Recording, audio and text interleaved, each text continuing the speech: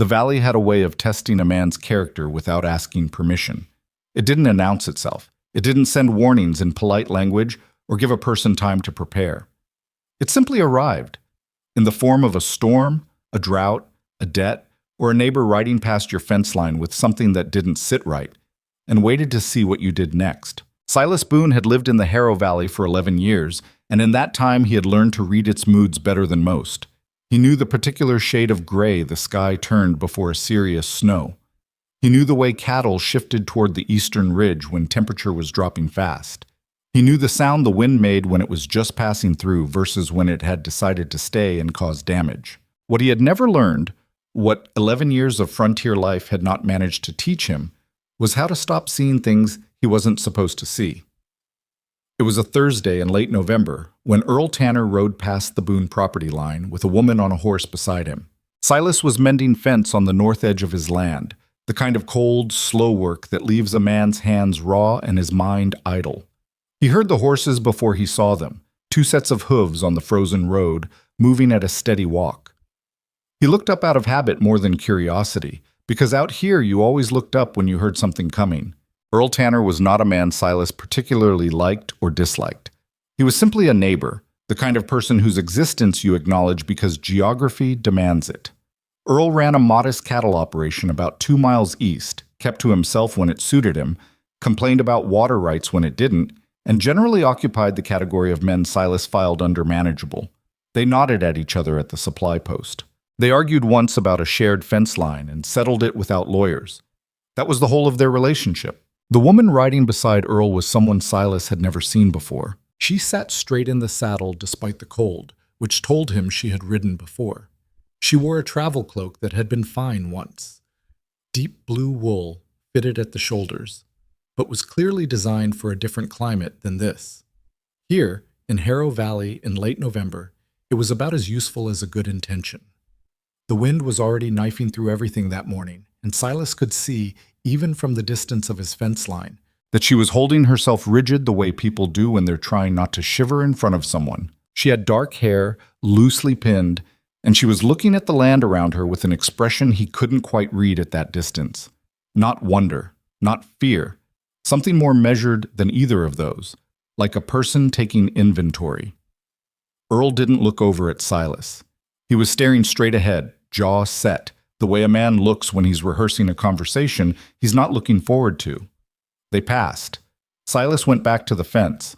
He told himself it was none of his business. He had enough business of his own to tend to. The north pasture needed attention before the real cold set in. There was a section of roof on the equipment shed that had been worrying him since October, and the gray mare was showing signs of a hoof problem that needed addressing before it got worse. He had a full slate of concerns that were entirely his own, and a neighbor's personal arrangements did not belong on that list. He was on his third fence post when he heard the hooves again. One set this time. He looked up. Earl Tanner was riding back the way he had come, moving faster now, alone. The second horse was with him, a lead rope attached to the bridle. But the horse was empty. The saddle held nothing but cold air. Silas watched until they disappeared around the bend in the road. He stood there for a moment with a wire stretcher in his hand and a feeling in his chest that he did not have a name for. It wasn't alarm exactly. It wasn't the sharp kind of fear that arrives when something is clearly, immediately wrong. It was something quieter and more persistent, the kind of unease that settles into the back of your mind and refuses to be evicted no matter how firmly you tell it to leave. She probably went inside, he told himself. Earl probably has a place set up for her. A hired woman, maybe, or a relation come to help with the house. He went back to work. By the time he finished the fence line and started back toward the main cabin, the sky had changed. The particular shade of gray he recognized, the heavy, loaded gray that meant serious weather was deciding to arrive. The temperature had dropped another several degrees in the time it took him to walk back, and the wind had picked up its voice from a murmur to something more insistent. He got the horses settled in the barn, made sure the stock was secure, and went inside to cook something that passed for dinner. He was not a gifted cook. He never had been.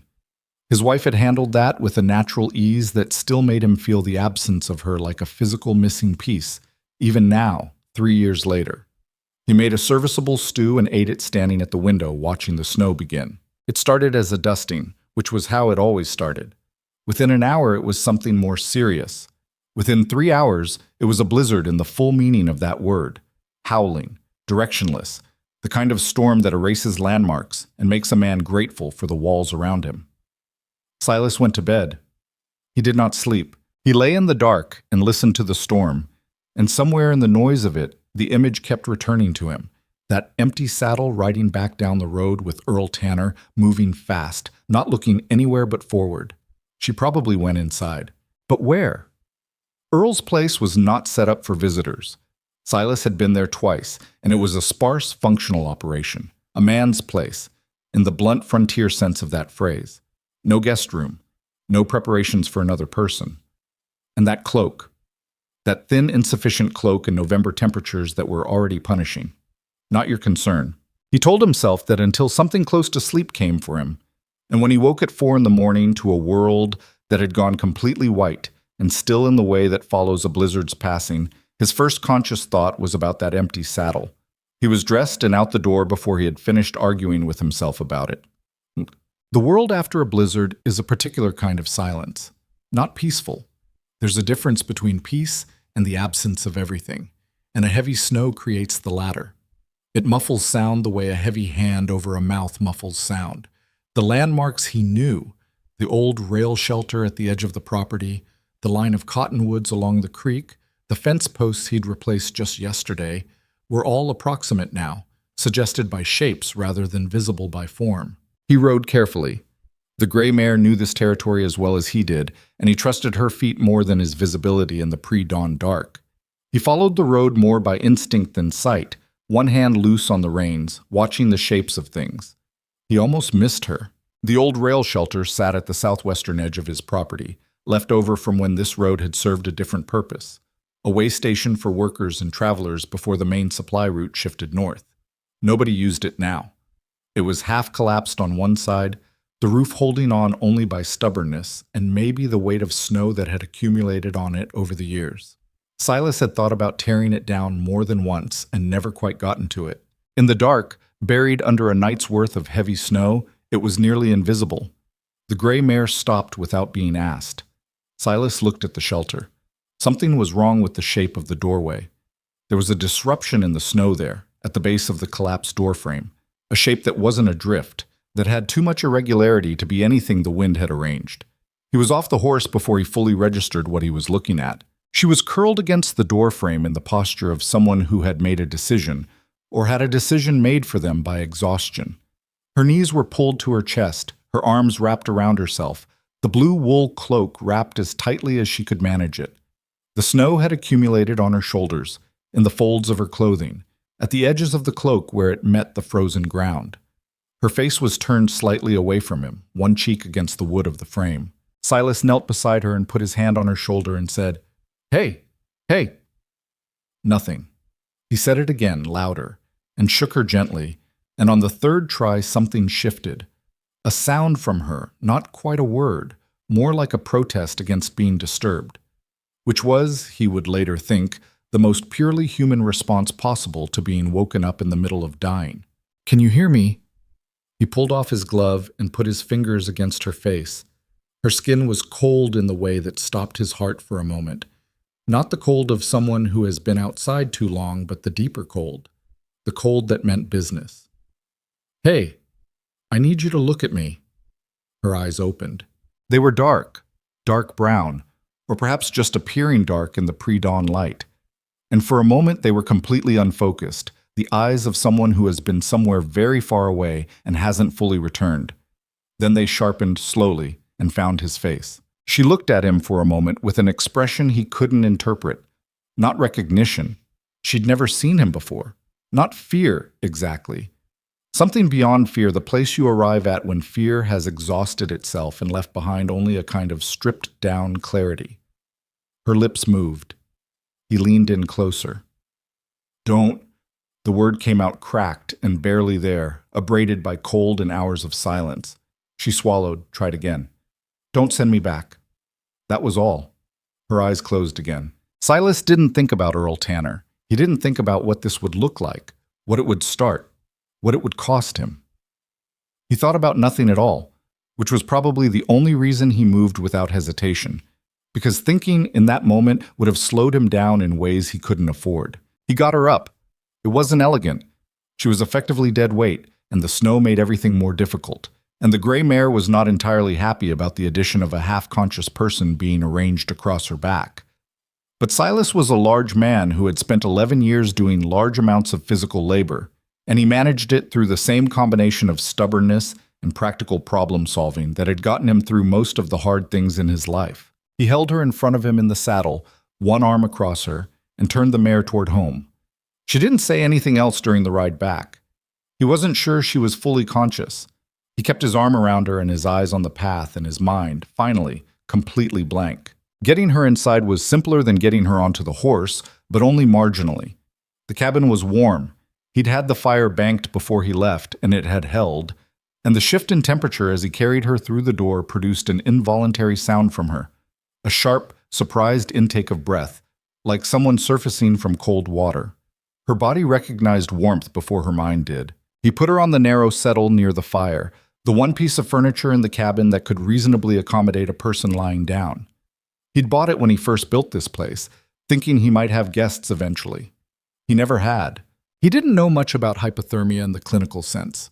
What he knew was practical and frontier-learned. You don't pile blankets on a person who's been seriously cold, not right away, because the sudden warmth can do damage.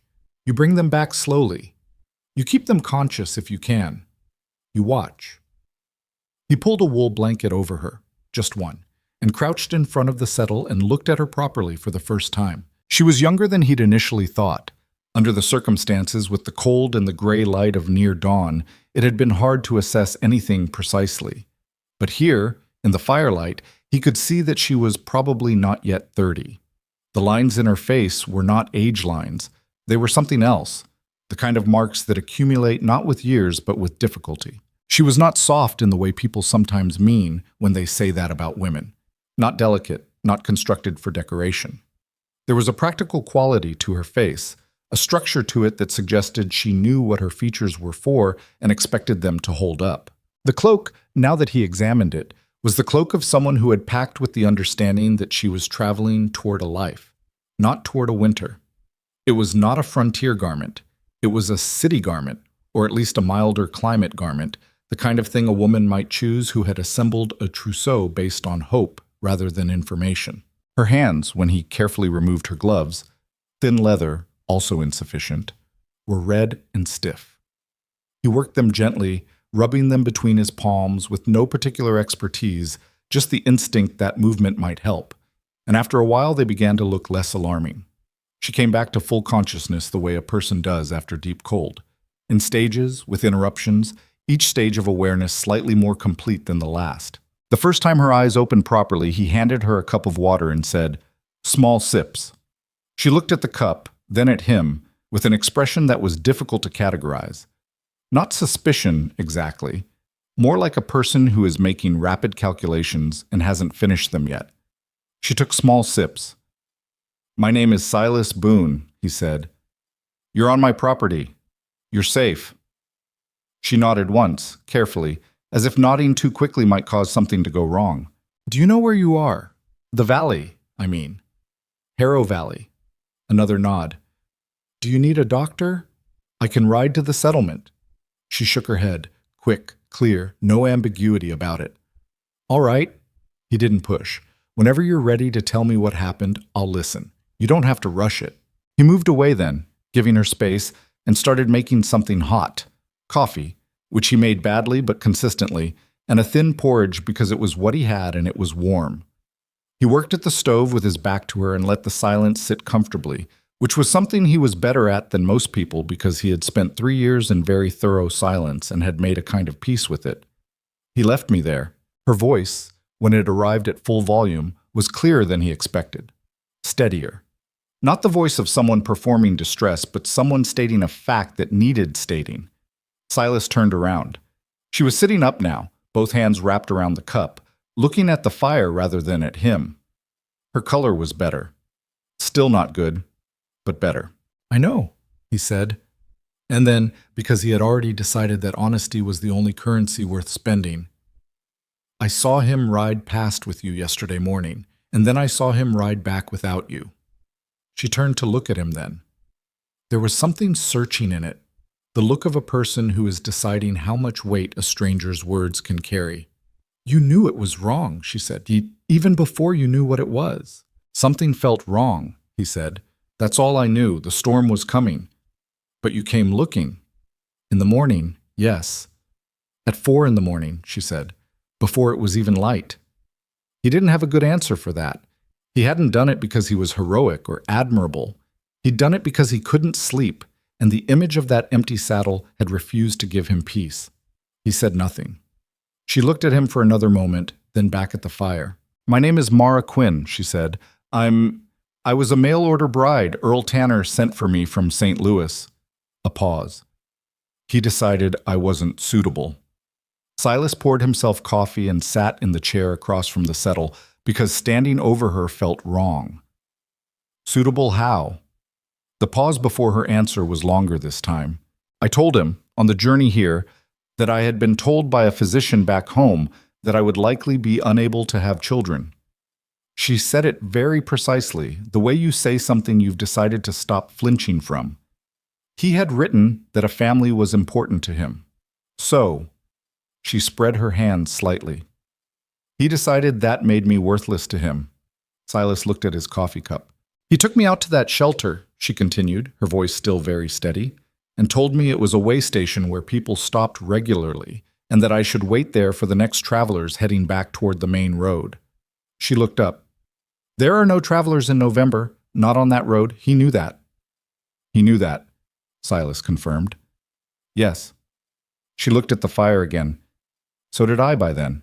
The silence that followed was the kind that has weight.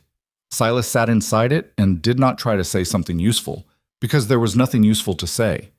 There was no reframe that improved what she had just described. There was no comfort that didn't ring hollow against the fact of a woman left in a doorway in a blizzard because she had failed to meet a specification.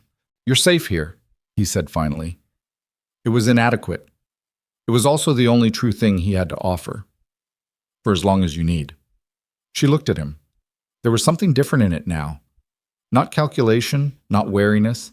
Something more like a person who has put down a very heavy thing and is still adjusting to the difference in weight. Thank you, she said. She slept most of that first day, and he let her. He moved through his work quietly, tending the stock, working on the equipment shed roof in the hours when the weather allowed it, cooking with his usual lack of ceremony. The cabin was not large, but it had a second room that had functioned as a storage space since his wife died. He cleared enough of it to make it functional. A cot, a trunk, a lamp, and told Mara, when she woke in the late afternoon, that it was hers for however long she needed it. She accepted without arguing. He respected that. Some people in bad situations felt compelled to perform uncertainty about accepting help.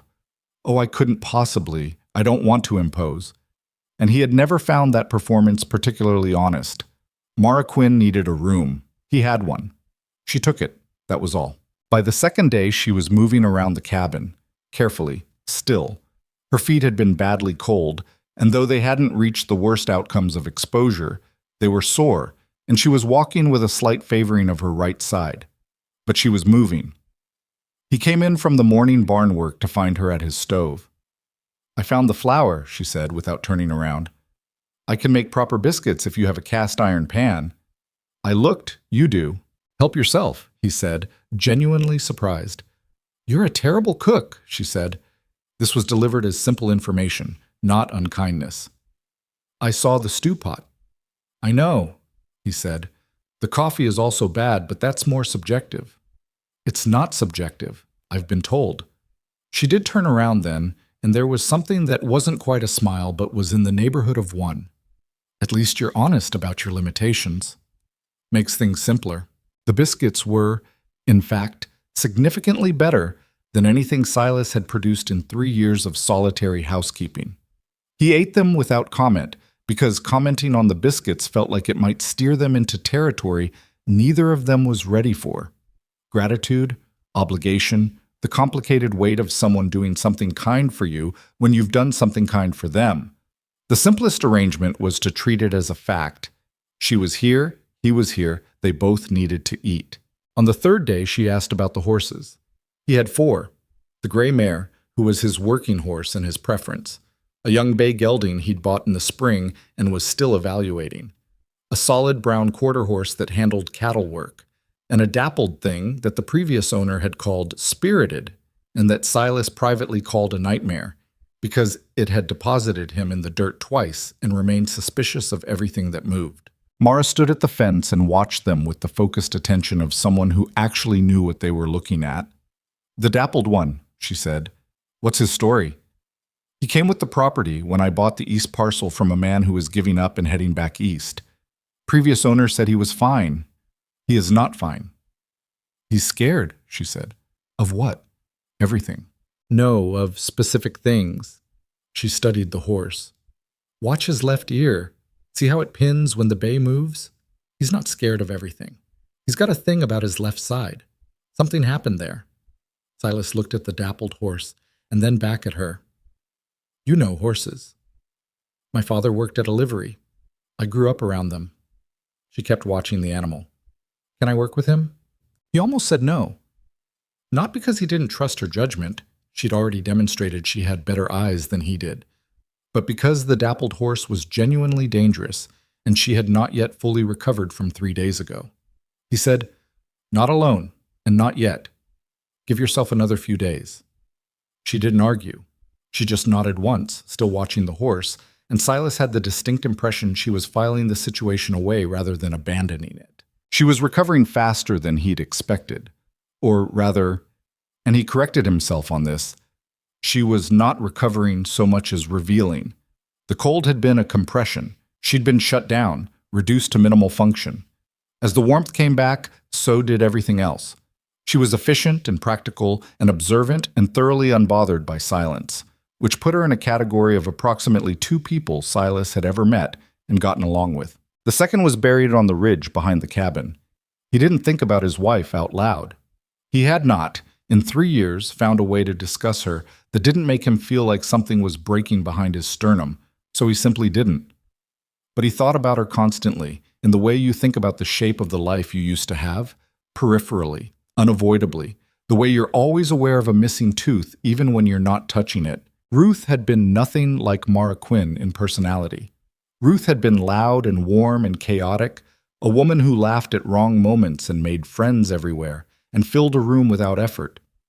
But there was something structural in Mara that reminded him of Ruth, a kind of integrity of self, the sense of a person who knows who they are and has stopped explaining it to others. He missed it. He hadn't known until he saw it again in someone else how much he had missed it. He did not allow himself to think about that for long. On the 5th day, Silas went into the settlement for supplies. The settlement of Harrow was not a town in any ambitious sense. It was a cluster of necessity, a supply post, a small chapel, a sheriff's office, a rooming house that also served as a saloon in the evenings, a schoolhouse, and several dozen homes and farms scattered in a loose radius. What it was, more than anything, was a community in the deep frontier sense, a group of people who depended on each other for survival and therefore could not afford to be uninvested in each other's business. Which meant gossip was not gossip here. It was information management. Silas noticed the shift the moment he walked into the supply post. It was subtle. The fraction of a second delay before Frank Merritt looked up from his ledger, the way the 2 men near the back of the store found somewhere else to look. But he was a man who had learned to read rooms, and this room was reading him. He bought what he needed. He said good morning to Frank. He did not volunteer anything. Frank, who was in his 50s and had the patience for waiting that came with running the only supply post for 30 miles, waited until Silas was settling his account before he said, "Heard you had some company out at your place." "I found a woman left in the shelter on the South Road," Silas said. "She was near dead. I brought her home." "That's so." Frank looked at his ledger. "Earl Tanner was in here yesterday," said his, a pause, deliberate. His wife-to-be had run off with some property of his and that he was looking to sort out the legal side of things. Silas was quiet for a moment. "Property," he repeated. That's the word he used. "She walked away from a marriage arrangement she'd been abandoned by," Silas said, keeping his voice level with some effort. "There's no property. He left her in an unheated shelter in a blizzard. Frank said nothing. He kept his eyes on the ledger. Frank! The older man looked up. You know me, Silas said. 11 years. I know you, Frank agreed. Then you know that if I'm telling you something, it's because that's how it happened. Frank was quiet for a moment. Then, I'm not arguing with you, Silas. I'm telling you what he said. And I'm telling you that he said it to more people than just me. He closed the ledger. Sheriff Pratt had a conversation with him too. Silas picked up his supplies. She stays, he said simply, until she decides otherwise. He walked out. On the ride home, he thought about the particular cruelty of Earl Tanner's position. The man had abandoned a woman to die in a blizzard, and he had done it in the kind of way that left no witnesses. And now he was going to stand in the settlement and paint himself as the wronged party, a man whose property had been taken, whose legal arrangements had been violated. And enough people were going to be uncertain enough that it would stick. That was how it worked here. Reputation was everything. And reputation was controlled by whoever was willing to be loudest and most confident in their version of events. Silas was not, by nature, a loud man. He had always operated on the belief that the work spoke for itself, that a man's choices were visible in the outcomes of his choices, and that the kind of reputation built on self-promotion was ultimately worthless. He had survived 11 years in this valley on that principle. It occurred to him, riding home with supplies in his saddlebags and the cold working at his face, that the principle might have limits.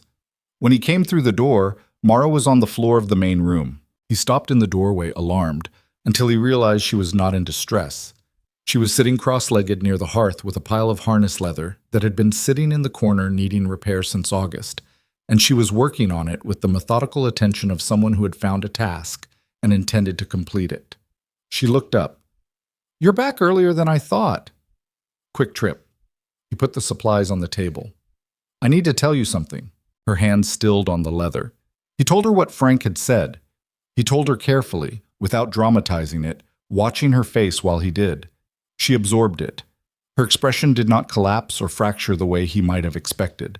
It settled into something harder and quieter, like a person who has just confirmed a suspicion they were hoping not to confirm. He's calling me a thief, she said. He's laying groundwork, Silas said. Whatever comes next, he wants the story to already be in place.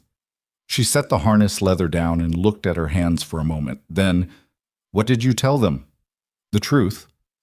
And do they believe you? He sat down across from her. Frank does. He's not going to say so publicly. He runs the only supply post.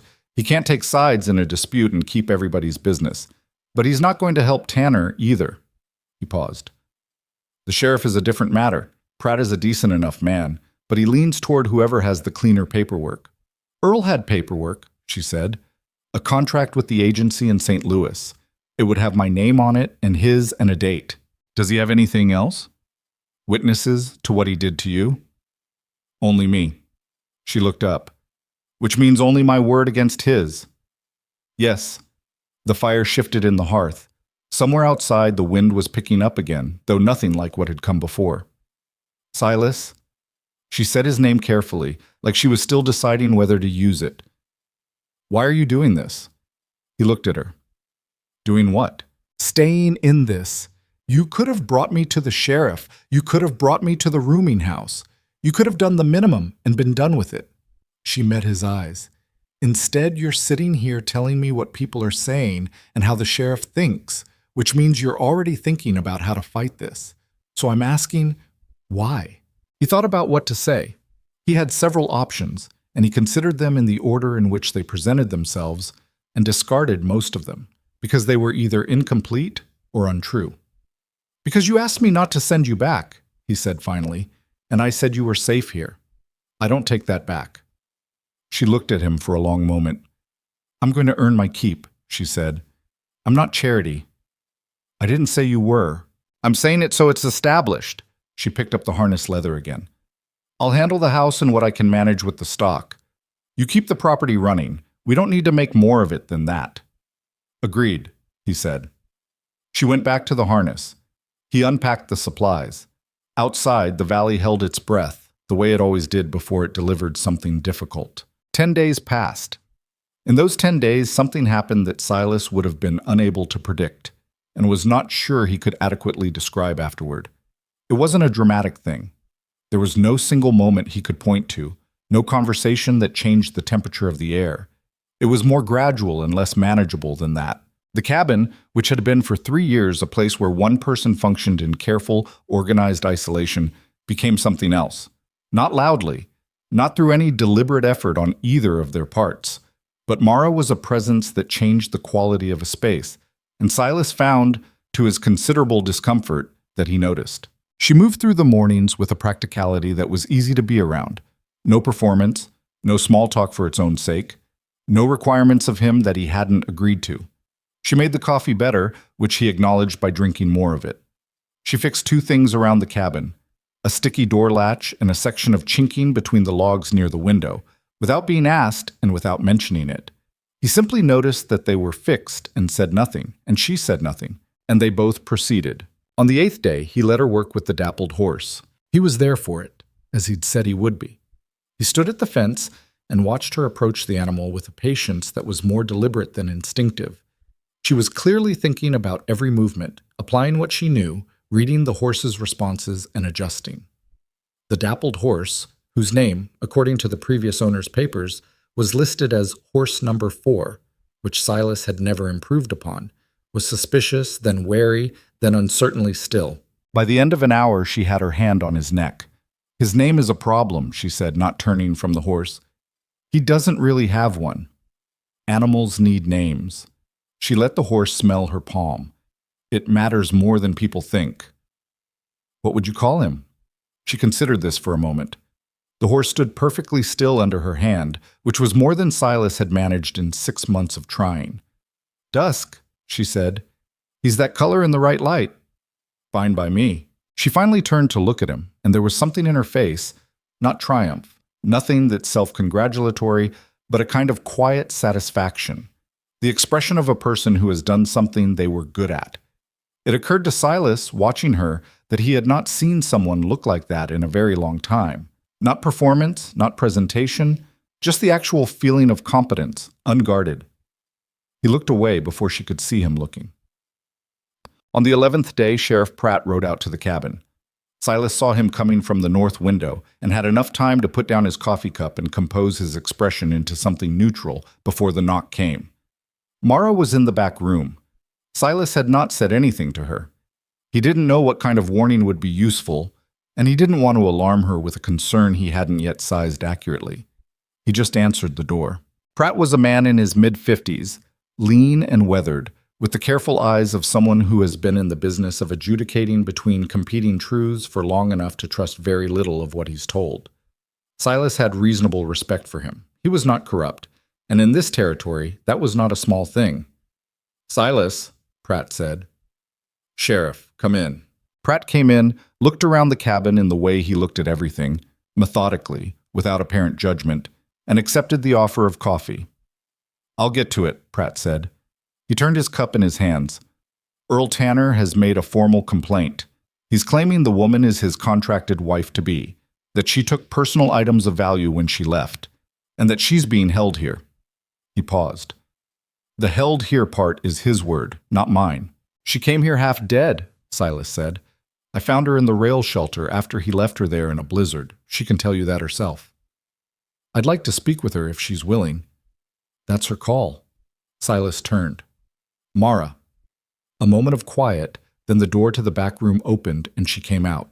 She had combed her hair and was dressed in the clothes she'd arrived in, clean now because she'd washed them, and she walked into the main room with the same straightforwardness she brought to everything. She looked at Sheriff Pratt without flinching. "Miss Quinn," Pratt said. "Sheriff?" She sat at the table. "Ask what you need to," Pratt asked, and she answered. She was precise and unemotional, which Silas suspected was deliberate. She had clearly worked out that any emotional display would be used against her, so she gave him facts. Dates and times and exact descriptions. What Earl had told her about the shelter, what she had seen in his face when he said it. The temperature when he left her. Pratt listened without interrupting. When she finished, he was quiet for a moment. "Do you have any evidence he intended to leave you there permanently?" he said. "He'll claim he told you the shelter was a temporary stop and that he meant to come back for you." "He didn't say that. He said there would be other travelers stopping. His word against yours on that point. Yes, she said calmly. It is. Pratt nodded slowly. He looked at Silas. She's free to stay on your property, Silas. No question about that. What I'm telling you is that Tanner has paperwork, he has a legal arrangement with a recognized agency, and he's claiming breach. That puts me in a complicated position. What would you need, Silas said, to put you in a less complicated position? Pratt thought about it. Witnesses. Someone who saw what happened, or testimony that contradicts his account. He stood. And time. Give me some time to look into this before anything escalates. He left. Mara sat at the table after the door closed and did not move for a moment. Then she said quietly, He's not sure he believes me. He believes you, Silas said. He's not sure it's enough. That's worse. I know. She looked at him. There was no despair in it. She had the look of someone who is calculating rather than despairing, which was different and more manageable. We need more than the truth, she said. Yes, he said. We do. Outside the cabin, the valley waited with its particular patient cruelty. In the supply post, in the chapel, in the rooming house, where men gathered in the evenings and talked about their neighbors with the freedom of people who believe they'll never be in the same position, the story was taking shape. Earl Tanner's version. Louder and more confident than the truth, spreading the way untruths do when they have the advantage of being told first. Mara Quinn sat in a borrowed room in a stranger's cabin and looked at the wall and did not give in to the fear that was trying to find purchase in her chest. Silas Boone sat on the other side of a door and looked at his hands and felt, for the first time in 3 years, something other than numbness. Neither of them said anything about any of this. The fire burned low, the valley waited, and winter was not finished with them yet. The trouble with a small settlement is that silence travels just as fast as noise. Silas knew this. He had known it since the day he arrived in Harrow Valley 11 years ago, with a wagon, a wife, and the particular brand of optimism that comes from being young enough to still believe that hard work insulates a person from the worst of what other people can do. He had learned, slowly and without enjoying the lesson, that the valley operated on its own economy, and in that economy, reputation was currency, and currency, once devalued, was nearly impossible to restore. In the 2 weeks following Sheriff Pratt's visit, the devaluation began. It didn't arrive as confrontation. That would have been almost easier, something direct you could push back against. Instead, it came as absence.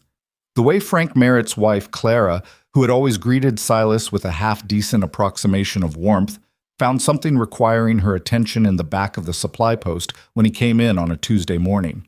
The way 2 of his neighbors at the eastern road boundary, men he'd helped with fence work 2 seasons running, were suddenly too busy to meet his eyes when they passed on the road. The way the conversations at the supply post shifted and rearranged themselves whenever he walked through the door. The way water parts for a stone. He noticed all of it. He said nothing about it to Mara.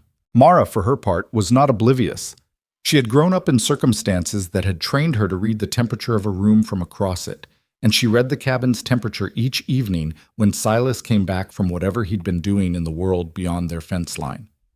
She saw it in the set of his jaw, the way he was quieter than usual, which was saying something, the particular quality of silence a man carries when he's processing something he hasn't decided to share yet. She didn't press him. She'd found, in the 3 weeks she'd been here, that Silas Boone responded better to being given space than to being cornered, which was a thing she understood from the inside because she was built the same way. So she fed him and worked alongside him and waited. He told her on a Wednesday evening, during a dinner of salt pork and the last of the dried beans, while snow tapped lightly against the north-facing window. "People are talking," he said. "I know," she said. He looked up from his plate. "I can see it on you when you come in," she said. Not unkindly, just factually. "What are they saying?" He told her the shape of it, not every detail, because some of the details were the kind that would land like a blow, and he was choosing not to throw them unnecessarily.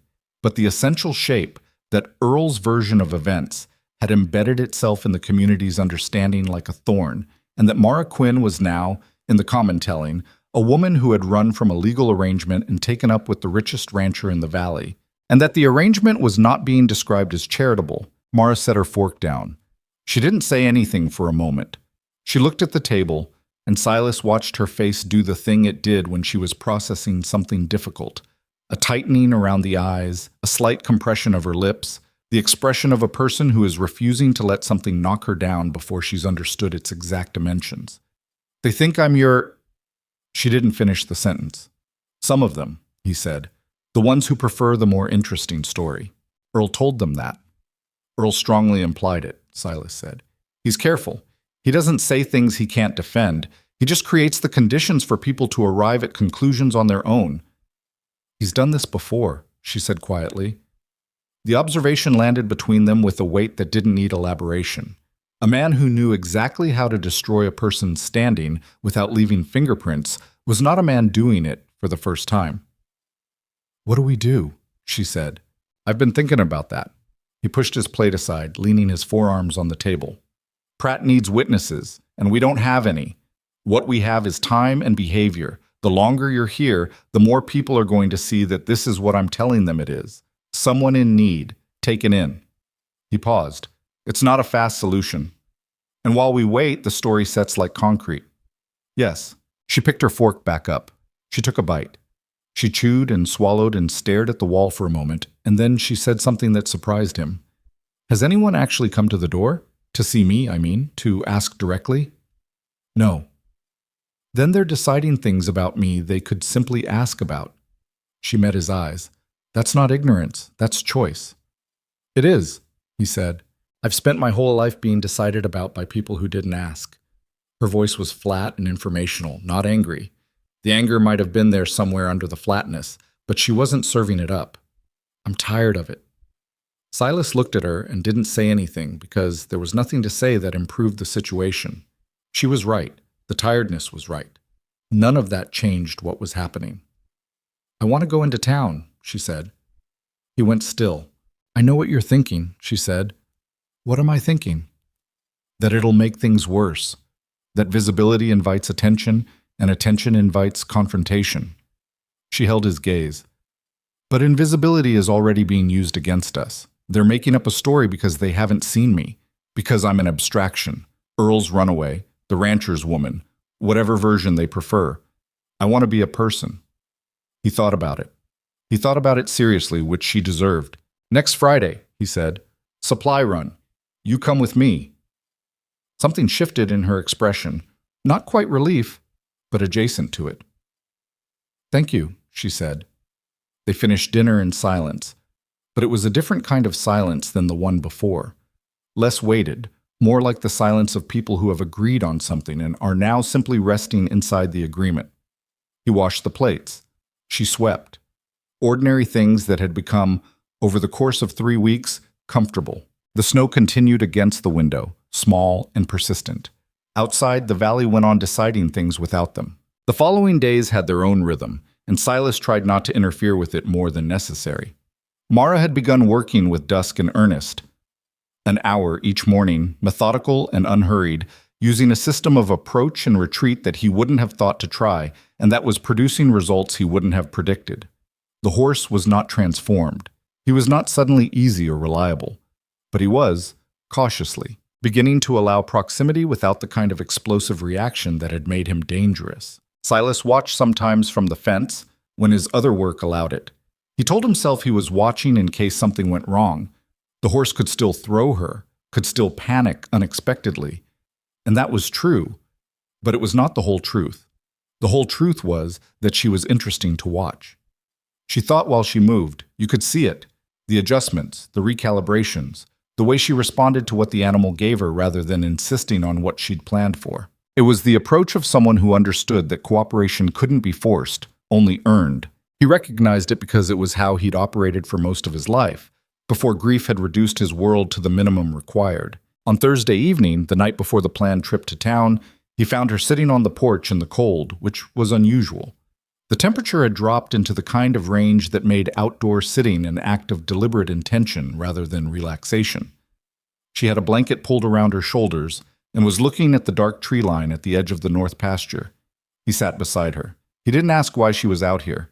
After a while, she said, I'm nervous. About tomorrow. About being looked at? A pause. I've been looked at a certain way my whole life. There's always something I don't have that they wanted. I was too quiet, too opinionated, too, apparently, unable to do the thing a woman's supposed to do. Her voice was steady, but the steadiness was the kind that requires effort. I'm tired of walking into a room and feeling them measure me. You're going to walk in and they're going to look, he said. Can't avoid that. But they're going to be looking at a woman who survived being left in a blizzard and spent 3 weeks working a ranch and got a nightmare horse to take a halter. I don't know what they'll decide to do with that, but that's what they'll be looking at. She turned to look at him. In the dark, he couldn't read her expression precisely. You notice things, she said, and it didn't sound like a compliment or a criticism, more like an observation she was filing away. Occupational habit, he said. 11 years of keeping track of what's actually there instead of what should be. Your wife, she said carefully. Was she from here? It was the first time she had mentioned Ruth, and he was aware, distantly, that he could choose not to answer. She wouldn't press. That was one of her qualities. She asked and then gave you room. No, he said. She came out with me. From Pennsylvania. He looked at the tree line. She wanted the frontier. She read about it the way some people read about foreign countries, like a place that might have better versions of things. She wasn't wrong, exactly. It just was also hard, and she handled the hard parts better than most people would have. What happened? Fever. 3 winters back. He said it simply because that was how it had to be said. If he let it get complicated in the telling, it would get complicated in the sitting here, and that was a place he couldn't afford to go tonight. It was fast. I'm sorry, she said. So am I. He stood up. You should come inside. It's too cold. She came inside. He went to bed and lay in the dark and thought about Ruth for the first time in a while, with something other than the dull, habitual ache. He thought about her with something sharper, which he didn't entirely know what to do with, so he simply lay there until it settled into something manageable and then, eventually, into sleep. The Friday trip to town was everything Silas had predicted and nothing he'd been able to fully prepare for. They rode in on separate horses. He'd suggested this, practically, because it looked less like what Earl was implying, and arrived at the supply post mid-morning when it was likely to have the most people in it. Mara wore the blue cloak, which he'd thought about mentioning and decided not to. It was hers. She could wear what she chose. The supply post went quiet when they came through the door. Not silent. There were 6 people in there, and 6 people don't go completely silent, even when surprised. But the volume dropped, and the attention shifted, and every pair of eyes in the room did the same calculation in approximately the same half-second. Silas felt it. He kept his face arranged into the expression of a man who has come to buy supplies and is going to do exactly that. Mara stood beside him and did not look at the floor. That was the thing he noticed. Some people, walking into a room that is assessing them, find something neutral to look at. A shelf, a window, the middle distance. She didn't. She looked at the room. Not aggressively, not performatively, but she looked at it directly, the way you look at something you intend to understand. Frank Merritt came forward from behind the counter with a professional neutrality that was, Silas thought, its own kind of statement. Silas, what can I get you? Morning, Frank. He handed over his list. Then, this is Mara Quinn. She's been helping me out at the property. Ma'am, Frank said. Mr. Merritt, Mara said, I wanted to thank you for your supply of the liniment last week. It was exactly what was needed for one of Silas's horses. Frank blinked. This was not the exchange he had prepared for. Glad to hear it, he said, after a fraction of a second. You carry a good quality. I'll make sure to mention it when I write to my cousin in St. Louis. She's married to a man with a livery business and is always looking for recommendations. Frank looked at her with the slightly recalibrated expression of a man who has just realized the person he was prepared to assess is doing the assessing. I appreciate that, he said. He went to fill the order. The room, around them, had resumed its previous noise level, but the quality of it had changed. Silas kept his eyes forward and let Mara do what she was doing, which was, he realized, exactly what she'd said she wanted to do. Be a person. Not a story. Not an abstraction. A woman who had a cousin in St. Louis and an opinion about liniment and a name she was using without apology. 3 of the 6 people in the room, by the time they left, had spoken to her directly. One was Martha Good, the school teacher, who had asked Mara with the direct curiosity of a person who has decided to form her own opinions whether she found the valley different from what she'd expected, and received an answer that was honest enough to be interesting. It's harder and stranger and more itself than I expected. I mean that as a compliment. Martha Good had looked at her for a moment and said, "Good answer," and gone back to her shopping. On the ride home, Silas said, "The liniment." "I saw it on the shelf," Mara said. "It seemed like a reasonable bridge." "The cousin in St. Louis." "Is real," she said. "Married to a man who does run a livery. I'll actually write to her if it would help." He laughed. It came out of him unexpectedly, which was always how it happened now. Not something he built up to, but something that arrived without announcement. It had been a while since that had happened. Mara looked at him sideways. She was not smiling, exactly, but there was something in her face that wasn't not smiling either. "Don't look so surprised," she said. "I'm occasionally effective." "I noticed," he said. The lightness lasted approximately 4 miles. It ended when they rounded the bend in the North Road and found Earl Tanner on his horse in the middle of it, blocking the way. He was not alone. He'd brought a man with him. Silas didn't know him by name, but he'd seen him around, the kind of man who attached himself to whoever seemed to be winning, the kind of man who existed for exactly this sort of purpose. Earl was wearing the expression of a man who had rehearsed something. "Silas," he said. Then his eyes moved to Mara. "Mara." "Earl." Her voice was completely flat.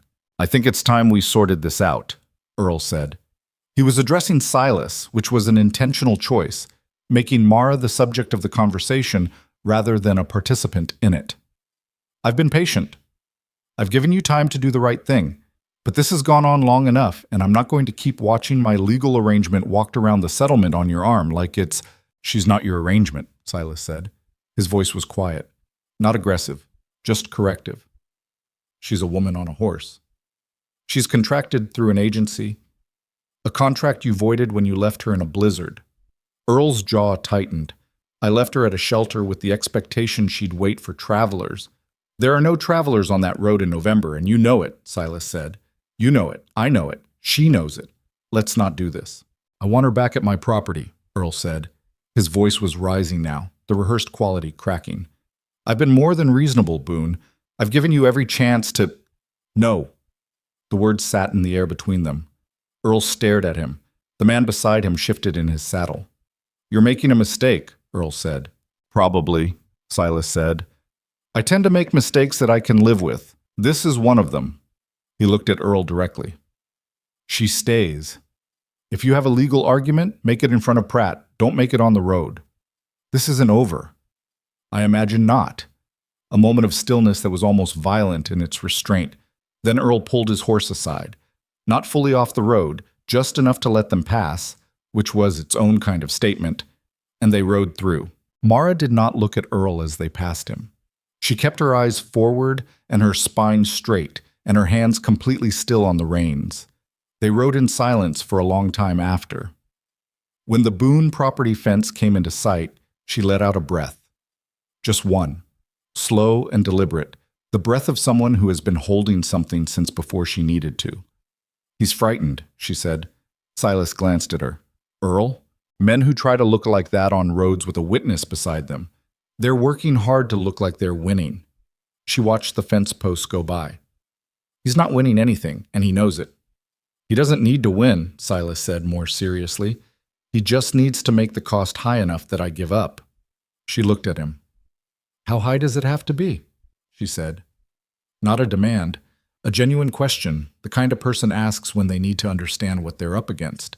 He thought about the land, the reputation he'd built, the possibility of legal trouble if Pratt decided to side with the paperwork, the cost of a fight measured in standing, in relationships, in the 1,000 small ways a community can make a person's life harder when it decides to. He thought about all of it with the honest calculation of a man who had learned not to be sentimental about practical realities. "Not that high," he said. She held his eyes for a moment. Then she turned back to the road, and they rode the rest of the way without speaking. That evening, he mended a section of barn wall that had been letting in drafts. She sat nearby on an overturned bucket with a lamp, hemming a pair of his work trousers that had finally surrendered at the knee. A task she'd taken on because it needed doing, and she'd noticed, which was how she operated. They worked in the comfortable, unself-conscious proximity that had developed between them without discussion. Not intimate in any charged sense, but close in the way that happens when two people are simply used to being near each other. He was almost done with the wall section when she said, without looking up from the stitching, "I want you to know something." He set down the hammer. "All right. When I asked you not to send me back, when you found me," she was working the needle carefully through the heavy cloth. "I wasn't asking for all of this. I was asking for a chance, whatever that looked like. I know. I don't want you to feel—" She paused, choosing, trapped by that. He picked up the hammer again, thought better of it, put it down. He looked at her profile in the lamplight, the concentrated expression, the precise movement of her hands. "I don't," he said. "Feel trapped." She glanced up then, just briefly. "Good," she said, and went back to the stitching. He went back to the wall. The barn was warm with the presence of horses and hay, and the quiet sounds of large animals doing nothing in particular. The lamplight moved slightly with a draft that the wall repair was just now addressing. Outside, the wind was doing its frontier thing, testing every edge, looking for weaknesses. Neither of them said anything more that evening about Earl or the road or what was coming. There were limits to how much of the coming storm a person could look at directly and still function, and they had both, by some unspoken arrangement, identified those limits for the night. But Silas lay awake again, later, looking at the ceiling. He was thinking about what she'd said. "I don't want you to feel trapped." He was thinking about the quality of a person who, in the middle of her own precarious situation, was taking the temperature of his. He was thinking about how rarely he had encountered that, the specific attention of someone who looked outward as a default rather than inward. He was thinking about the way she'd sat on that horse on the North Road while Earl stood there trying to be a wall, and how she'd kept her eyes forward and her hands still, as if stillness itself were a form of defiance. He was thinking, if he was being completely honest with himself, that the world in the cabin was not the world he'd been living in before she arrived, and that he did not know what to do with that knowledge, or whether anything needed to be done with it at all. He stayed in that uncertainty until sleep finally came for him, slow and uninvited and necessary, the way most things necessary arrived. In the morning, there would be work. There was always work. The property did not pause for personal reckoning. But the morning also brought a note from Sheriff Pratt, delivered by a boy on a borrowed horse, informing Silas that Earl Tanner had filed a formal complaint with the territorial office and was requesting a ruling on the validity of the marriage contract and the matter of Mara Quinn's legal status. The Valley had, in its patient way, finally decided to make something happen. And the cost that had been theoretical was now acquiring a very specific and unavoidable shape. The note from Sheriff Pratt sat on the table for 2 days before either of them spoke about it at length. Not because they were avoiding it. They had both read it, both understood what it meant, and both were the kind of people who needed to sit with something before they could talk about it usefully. The note was precise and official and managed to be threatening without a single threatening word, which was the particular skill of legal language. It informed Silas that a territorial ruling had been requested, that a hearing would be scheduled within 30 days, and that Mara Quinn's presence in Harrow Valley was now a matter of formal record. 30 days sounded like time. It wasn't. The day after the note arrived, 2 things happened that made the timeline feel considerably shorter. The first was that Silas rode the fence line on the eastern edge of his property and found 3 sections of it cut. Not damaged, cut. The clean, deliberate cut of wire snipped with a tool, not the ragged break of weather or accident. 2 of his cattle had wandered through onto the neighboring parcel, and getting them back cost him most of the morning. The second thing was that Hale Vickers, who owned the parcel south of Silas and had borrowed equipment from him twice in the past year with a handshake and no drama, sent a man over to return the borrowed drill with a written note requesting that any future arrangements be conducted through a formal agreement. A formal agreement. For a man he'd done business with on a handshake for 4 years. Silas repaired the fence and received the drill and said nothing out loud about either. That evening, he sat at the table and looked at Pratt's note again and thought about the specific mechanics of what Earl Tanner was doing. It was not crude. That was the thing about it. A crude man would have come back with the man from the road and tried something physical, which would have given Silas something concrete to respond to. Earl was not crude. He was operating on the understanding that a man can be dismantled without ever being touched if you apply pressure to the right points. The fence was a message. Vickers was a message. The formal complaint was a message. Individually, each was manageable. Together, they were something that accumulated. When Mara came in from the barn, she looked at his face and then at the note and then back at his face. "Tell me," she said. He told her about the fence. He told her about Vickers. He told her what both of those things meant in the practical language of frontier relationships, which was a language she had been learning fast enough over these weeks to understand without requiring a translation. She sat down across from him and folded her hands on the table. "He's doing it piece by piece," she said. "Yes?" "So that by the time the hearing happens, you're already weakened." She was working it out as she spoke, which was how her mind operated, out loud, building. "By the time anyone official asks whether you have standing to speak for me, enough people will have already decided you don't." "That's approximately the strategy," he said. She was quiet for a moment. "How many more will turn?" "I don't know. More than I'd like to believe. Fewer, maybe, than Earl is counting on." He turned the note over in his hands. "People here are practical first and principled second. They'll stay with whoever seems most likely to be standing when the smoke clears." "Then we need to look like we're standing," she said. "We are standing. I know that." A flash of something in her eyes, not frustration with him, he understood, but with the mechanics of a situation that required them to perform certainty they didn't entirely feel. But looking like it and being it aren't the same thing here, are they? "No," he admitted. "They're not." She got up and went to the window and stood with her back to him for a moment, looking at the dark outside.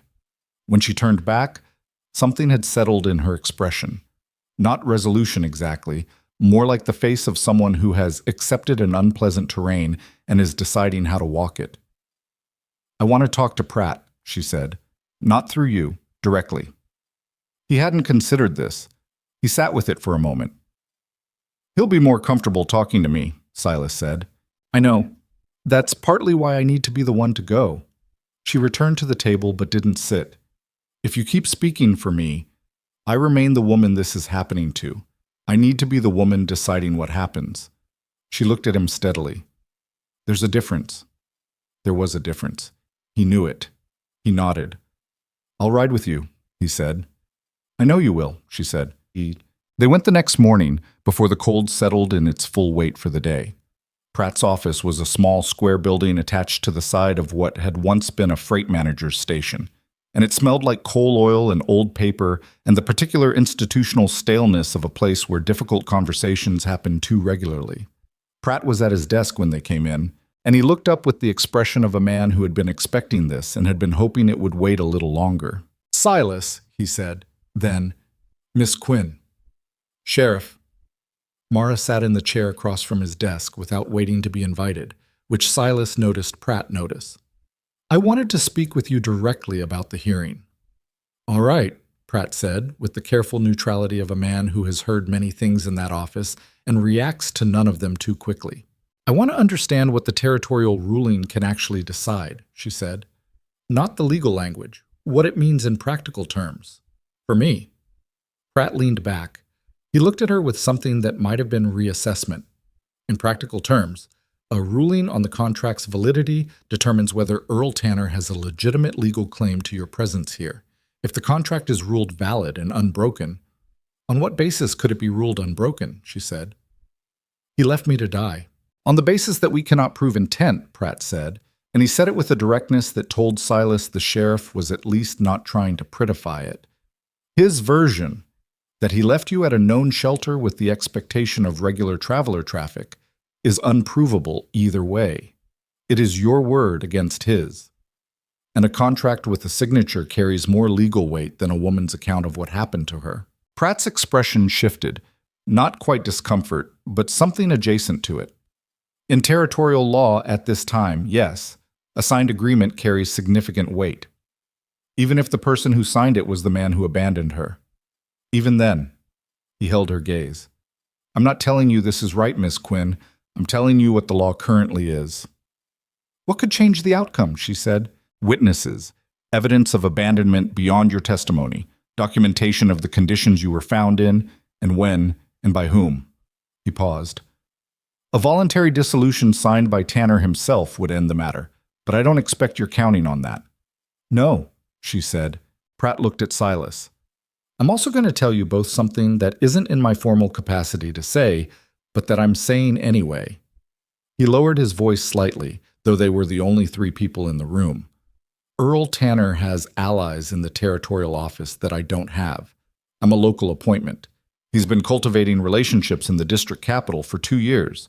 The hearing is not going to be on fair ground. The room was very quiet for a moment. Then what do you suggest? Silas said. I suggest you both be very careful about what you do in the next 30 days. Every action is going to be observed and interpreted. Every decision about how you present yourselves, to whom, in what context. He stopped. This is as much a public matter as a legal one now. Earl knows that. He's been working the public side longer than you have. Mara stood up. She smoothed her skirt, which was a gesture Silas had come to recognize as her version of taking a moment. Thank you for being honest, she said. That's rarer than it should be. Pratt nodded once. I'm going to do what I can within my authority. That may not be enough. I want you to know that going in. They left. On the ride back, they didn't talk immediately. The cold was steady, and the horses moved at a sensible pace, and the landscape on either side of the road was the particular bleached-out beauty of winter that didn't ask anything of you emotionally, which was a relief. Finally, Mara said, He's telling us to play a public game better than Earl. Yes. We've been playing defense, she said. Being seen, being correct, waiting for people to come to their own conclusions. She looked at the road ahead. That's not enough. What's enough? I don't know yet. She said it without apology. But I'm thinking. He let her think. What he was thinking about, in the private space of his own head, was the fence. The cut fence. Not as a message from Earl, he'd already processed that part, but as a specific choice of target. Earl had not come after Silas's cattle directly. He hadn't poisoned a water source or damaged equipment or done any of the things a more reckless man might do. He had cut a fence, a thing that required work to fix, cost Silas time and morning energy, and created a visible gap in the property's maintenance, a thing that could be explained away as weather or accident, a thing just large enough to wear at a man and just small enough to offer deniability. The precision of it was what disturbed Silas. It meant Earl was playing a long game, and he'd been playing it before the hearing was even scheduled.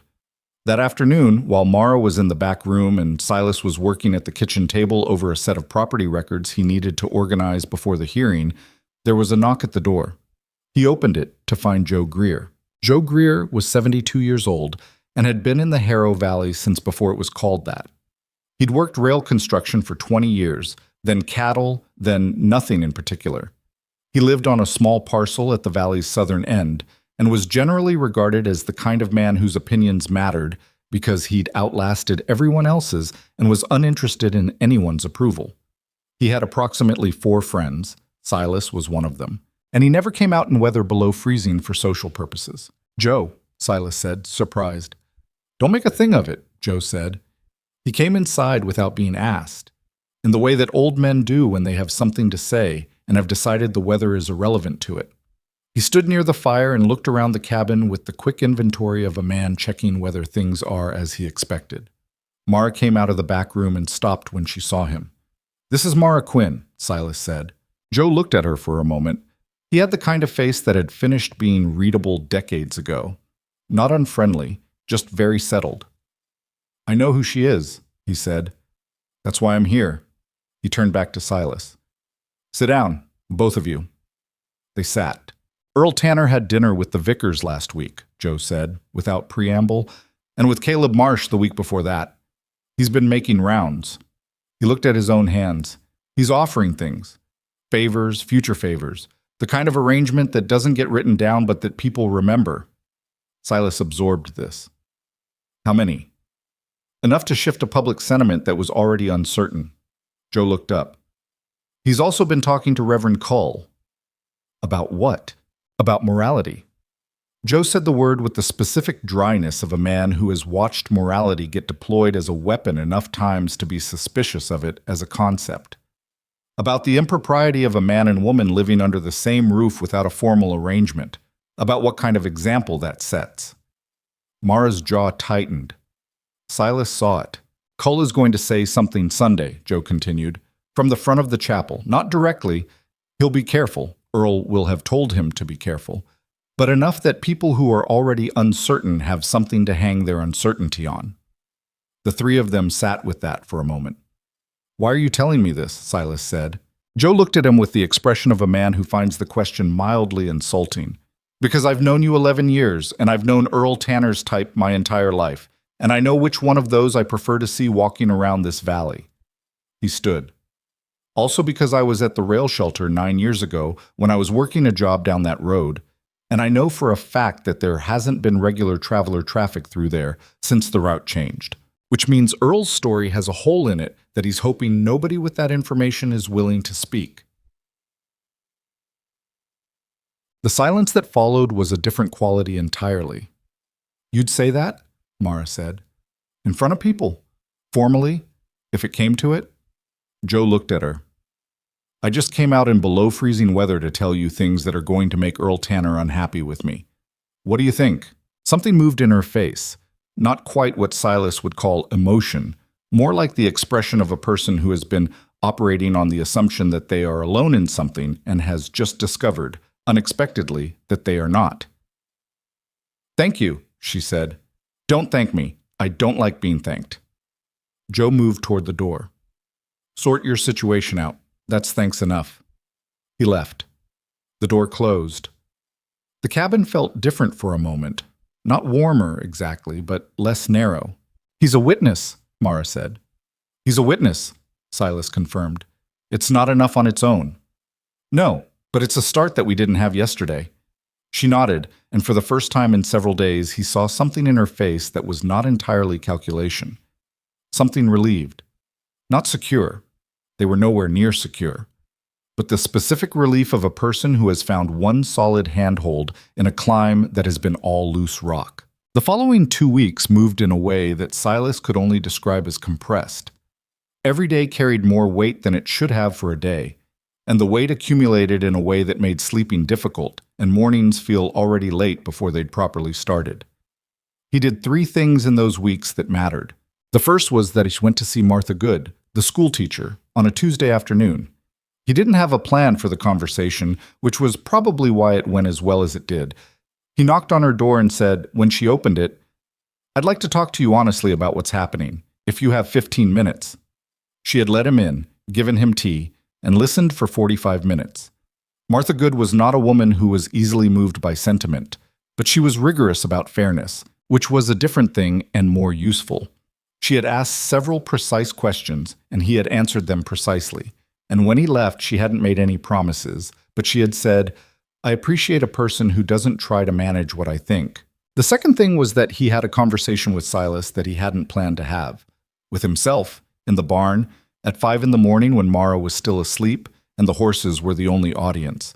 He stood there in the dark with the smell of hay around him and said, out loud to no one, "You are in considerably more trouble than you've admitted to yourself." Not about the hearing, not about Earl, about the quality of his thoughts when Mara Quinn was in the room. About the way the cabin felt when she was in the back section of it versus when she was out. A different density to the air somehow. About the fact that he was going to have to make some decisions that he had no framework for making because Ruth had been dead for 3 years, and he had not considered that he would ever again need that framework. He stood there for a while with that. Then he fed the horses and went inside and said nothing about it to anyone. The third thing was harder. It was Tom Hadley who came to the cabin on a Thursday, and Tom was the closest thing to a genuine friend Silas had in the valley. They'd worked a cattle drive together in the second year, a miserable 3-week experience that had bonded them the way misery tends to bond people who survive it together. Tom was honest and decent, and Silas knew genuinely troubled by what he was coming to say. He came in and had coffee and spent 3 minutes saying nothing important, which was how Tom operated when he was working up to something. "Silas," he finally said, I want you to listen to me the way you'd listen to someone who's trying to help you. All right. This is getting worse. The hearing is 3 weeks out, and Tanner has been talking to people I wouldn't have expected him to get to. Tom looked at his cup. I'm not saying you were wrong to take her in. I'm saying the cost of keeping this fight going is going to be things you can't get back. Your standing, your property relationships. Maybe, he stopped. Maybe what, Tom? Maybe your land. He said it quietly. If the hearing goes the wrong way and Tanner pushes for damages on the contract breach, and if the judge is friendly to him, Silas, you could lose acreage. The cabin was very still. Mara was in the barn. Silas was grateful for that. What are you suggesting? Silas said. I'm not suggesting anything. Tom looked up. I'm telling you what I see happening, and I'm asking you to look at it with me instead of through... He stopped again. Through what? Tom met his eyes. Through whatever this is for you. With her. Silas set his cup down. I'm not asking you to explain it, Tom said quickly. It's not my business, but I'm asking you to be honest with yourself about whether part of the reason you're not looking for a way out of this is because... He chose his words carefully. Because walking away from the fight means she leaves. The words sat in the room. Silas didn't deny it. He didn't confirm it. He sat with the honesty of it for a moment, which was all Tom had really asked for. The thing is, Silas said finally, even if that's true, even if some part of what's keeping me in this is exactly what you're describing, she still almost died in that shelter, and he still put her there. He looked at Tom. Those two things don't change based on what I'm feeling. Tom was quiet. I know, he said after a while. I know they don't. He stood up. I had to say it. I know you did. Silas stood too. Thank you for coming in person. Tom left. Silas stood at the window and watched him ride away and thought about what had just happened in that conversation. Not the warning. The warning he'd already known, in some form, was coming. But the question inside it. The honest, uncomfortable, necessary question. He was still standing at the window when Mara came in from the barn, cheeks red from the cold, pulling off her gloves. She looked at him. What happened? She said. A friend came to suggest I find a way to end this. She went still. And, she said. I told him the truth, Silas said, which is that what Tanner did doesn't change. He turned from the window. But Mara... Don't, she said. I haven't said anything yet. I can see what you're going to say. She moved to the stove, checked the damper, did something entirely unnecessary with the kettle. Then she stopped moving and stood with her back to him. You're going to tell me what this is costing you. You're going to say it honestly because you're honest, and then you're going to make clear that you're not asking me to leave, but you're going to lay out the cost so that I can make my own decision. She paused. Is that about right? He thought about it. Yes, he said. That's about right. She turned around. Her face was not soft. It was not trembling or breaking or any of the things a person might expect from a woman whose future was being discussed in terms of land values and legal strategy. It was clear and still and very direct. Then I'll make my decision right now, she said. I'm not leaving, not because of your costs, not because of what it might do to your standing or your land or your relationships with people who are deciding to take the easy side of this. She took a step toward the table and put her hands on the back of the chair.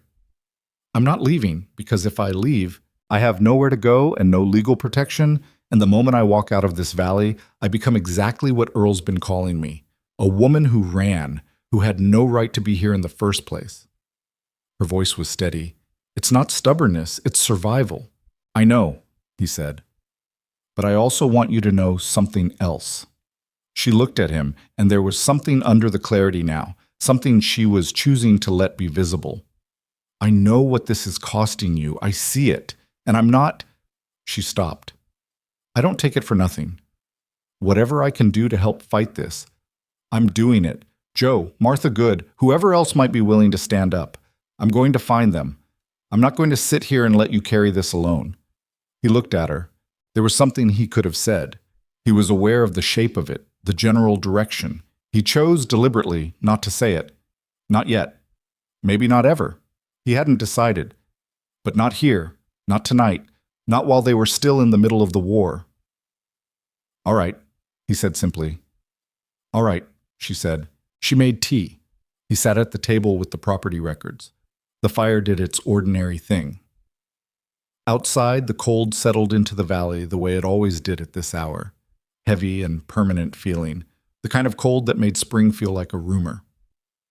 11 days before the hearing, Mara did not come in for dinner. He noticed at 6, which was when they usually ate. He noticed at 6:15 and put the food aside to stay warm. At 6:30, he took his coat and went to the barn, and the barn was empty.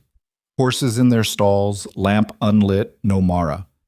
He found her on the north road. She was on Dusk, the dappled horse, moving at a walk away from the property in the direction of the main settlement road. She had a bag tied behind the saddle, small, the kind of bag a person packs when they're trying to take what matters and not look like they're leaving. He caught up to her in under a minute on the gray mare. Mara. She didn't stop. Mara. He moved the mare alongside Dusk, close enough that both horses adjusted their gait to accommodate the proximity. Stop. She stopped. She didn't look at him. You weren't going to say anything, he said. Her jaw was set in the way that meant she was holding something in by force of will. I left a note. You left a note. He looked at the bag on the saddle, then at her profile. After everything. A note. I didn't want... She stopped. Started again. Hale Vickers came by this afternoon. While you were on the east pasture, she was still looking forward at the dark road. He wasn't unkind.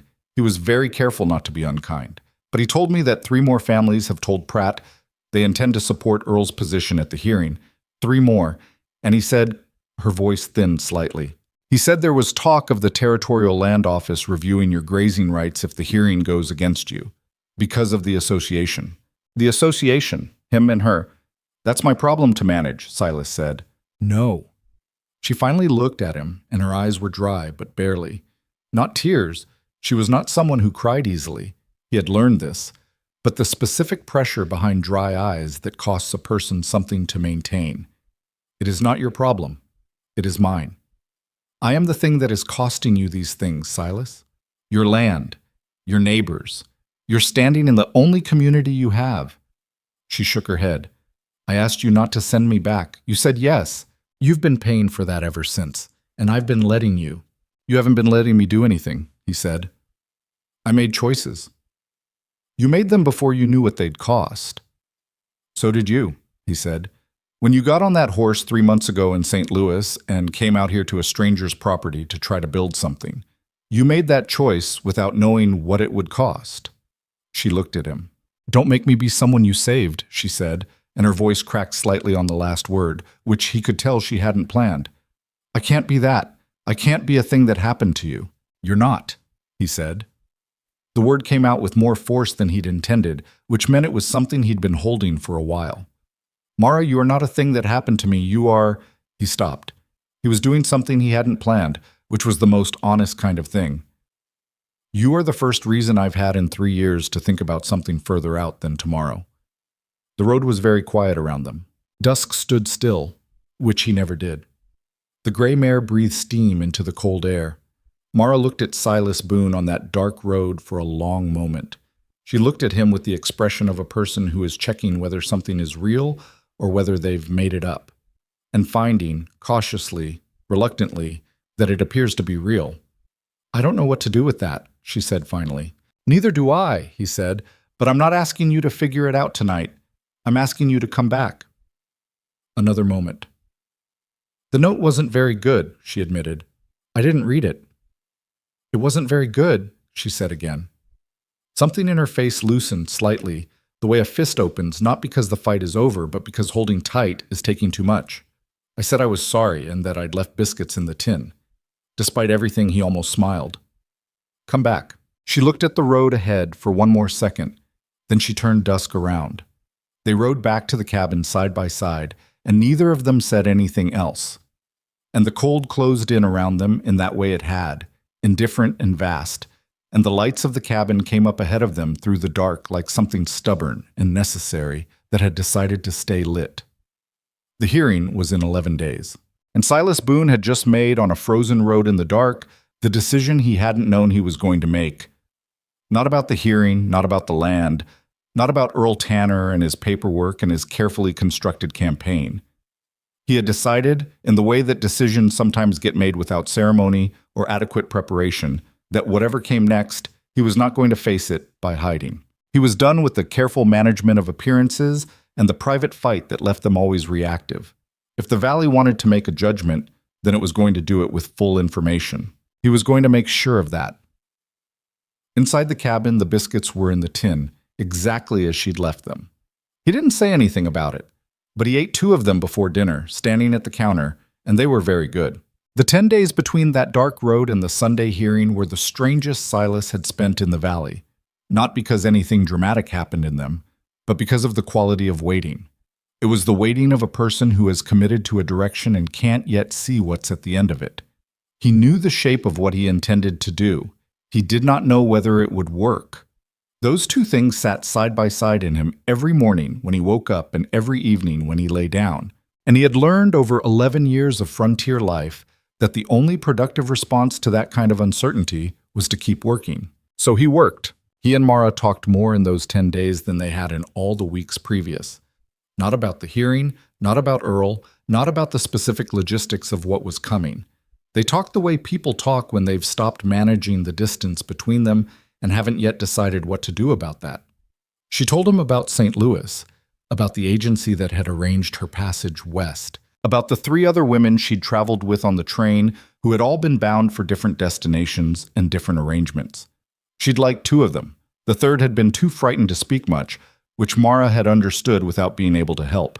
He told her about Pennsylvania, about the farm he'd grown up on that had been sold out from under his family when he was 16, about the particular hardness of watching your father sign a paper that ended a thing, about how he and Ruth had come west specifically because he'd wanted land that was his in a way that couldn't be taken by someone else's debt or someone else's decision. And now, she said, on one of those evenings, without completing the sentence. And now, he agreed. Neither of them finished it. They didn't need to. On the Thursday before the Sunday hearing, Silas went to see Joe Greer. He went alone in the late afternoon, and he rode the 2 miles to Joe's small parcel at the valley's southern end in weather that was trying to decide between snow and sleet and settling on something unpleasant in between. Joe answered his door with a look that said he'd been expecting this. "Come in," Joe said. "I've got coffee. It's bad, fair warning. I've been drinking my own for 3 years. I can manage." Joe's cabin was smaller than Silas's and considerably more cluttered. The accumulated archaeology of a man who had lived in many places and kept something from each one. They sat at a table that was half covered in maps and old freight ledgers, and Joe poured coffee that was, in fact, significantly worse than Silas's. "I'm going to speak Sunday," Silas said, "at the chapel, before the congregation, before Pratt, before all of it. I'm not waiting for the formal hearing." Joe looked at him over the rim of his cup. "That's a large move." "I know."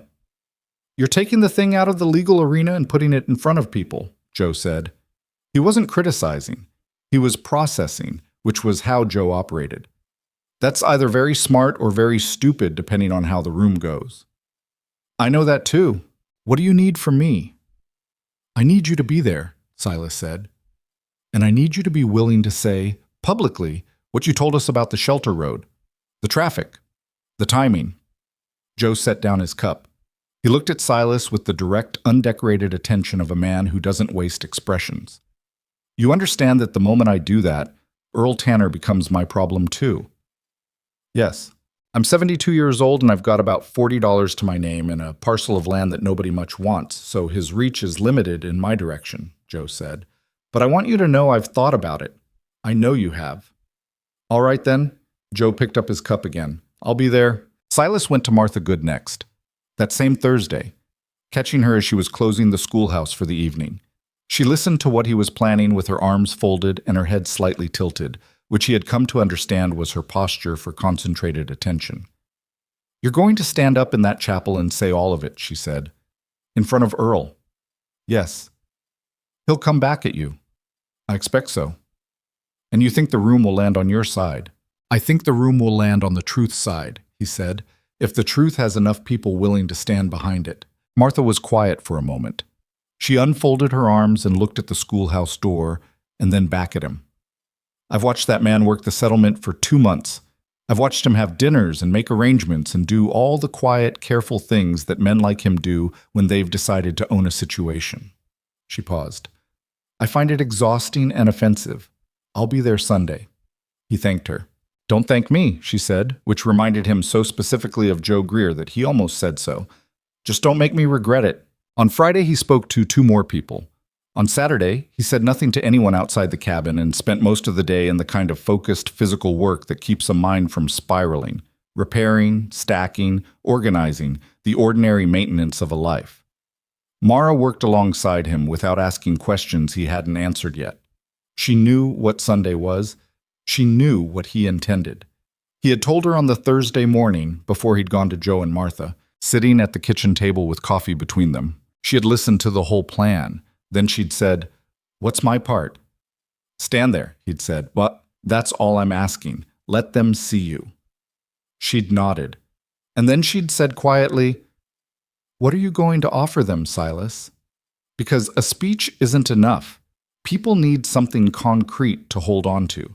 Something that answers the question Earl's been asking, which is what right do you have to her, and what right does she have to be here? He'd thought about it. "I've been thinking about that," he'd said. And? What he told her then had made her go very still. She'd sat at the table with her hands around her cup and looked at him for a long time without speaking, and when she did speak, her voice had a different quality to it. Not soft. Mara Quinn was not a soft-voiced woman, but something careful. Something that was handling a thing it recognized as significant. "That's a very large thing to say in front of people," she'd said. "I know. You can't take it back once it's said." "I know that too." She'd looked at him for another moment. "Why?"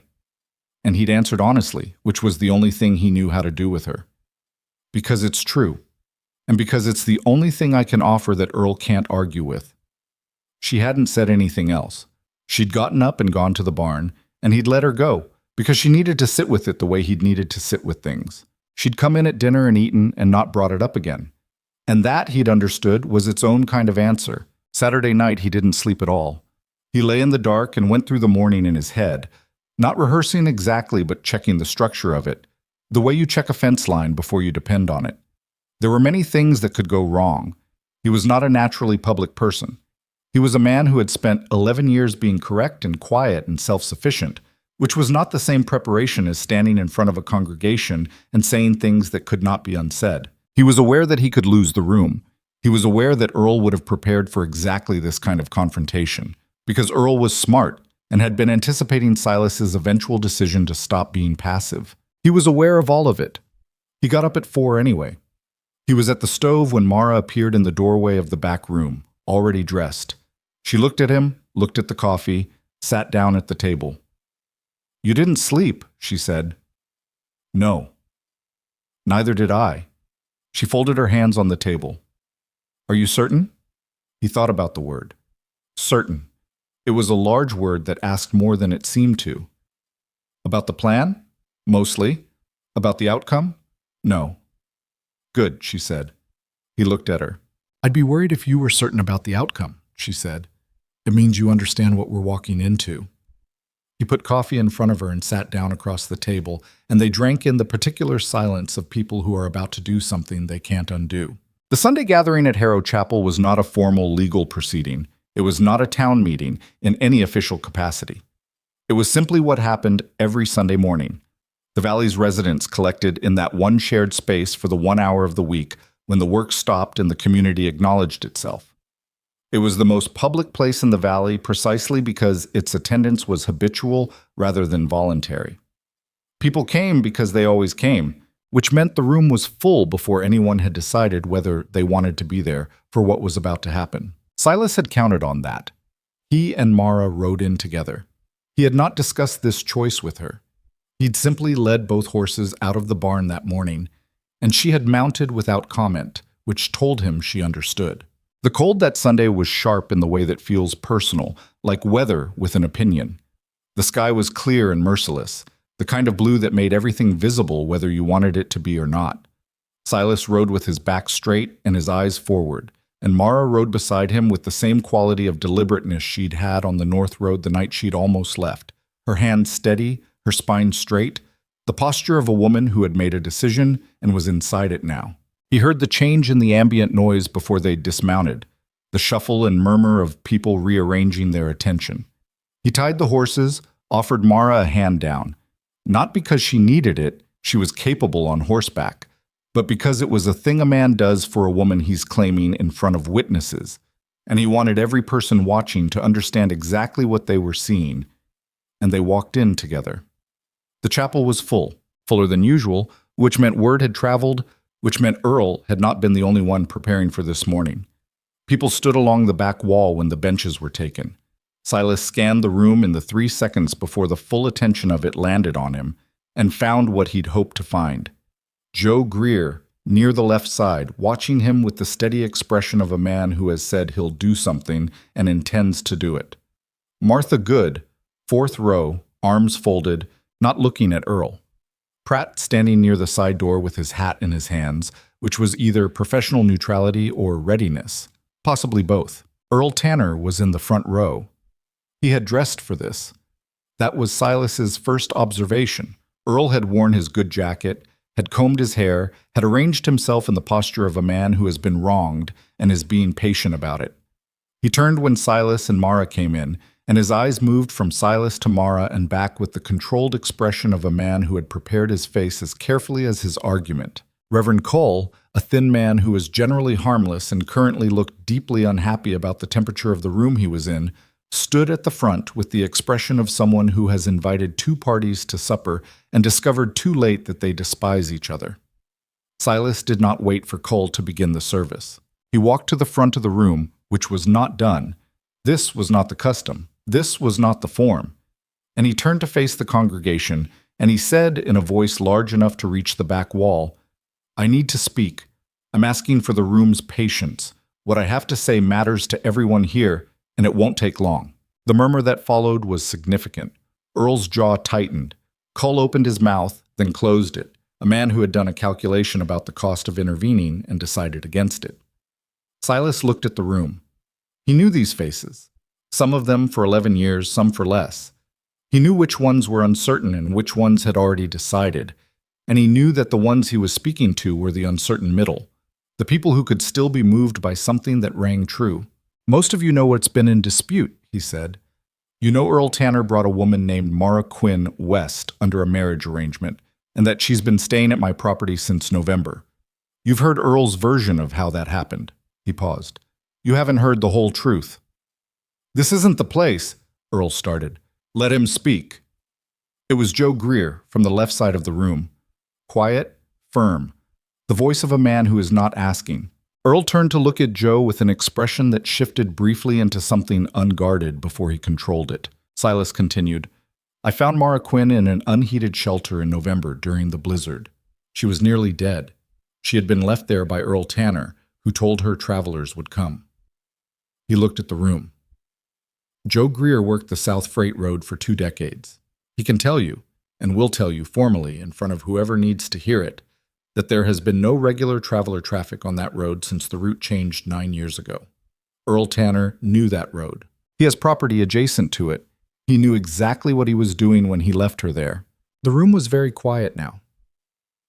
"He left her there because she told him she might not be able to have children," Silas said, "which he considered a defect, which made her, in his estimation, not worth what he'd paid to bring her out here." He let that sit for exactly 2 seconds. "I want every person in this room to think about what that means. Not as a legal matter, as a human one." "You have no right to speak about my legal arrangement."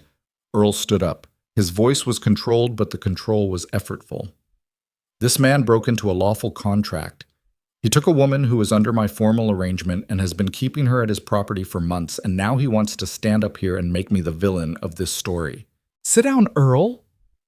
It was Martha Good. She did not raise her voice. She said it the way she said things in her schoolroom when she meant them absolutely, with the particular authority of a woman who has spent 30 years being underestimated and has learned to make precision do the work that volume can't. Earl stared at her. "You left a woman in a blizzard," Martha said. "She nearly died.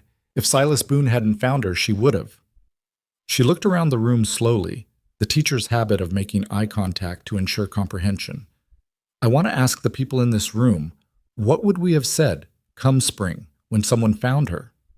What story would we have told ourselves about how that happened? Would we have asked questions? Or would we have decided it was one of those unfortunate frontier things and gone back to our business? The silence that followed that question was the most honest moment Silas had witnessed in the valley in 11 years. Earl's face had gone a color that was between red and something else. He turned to Pratt.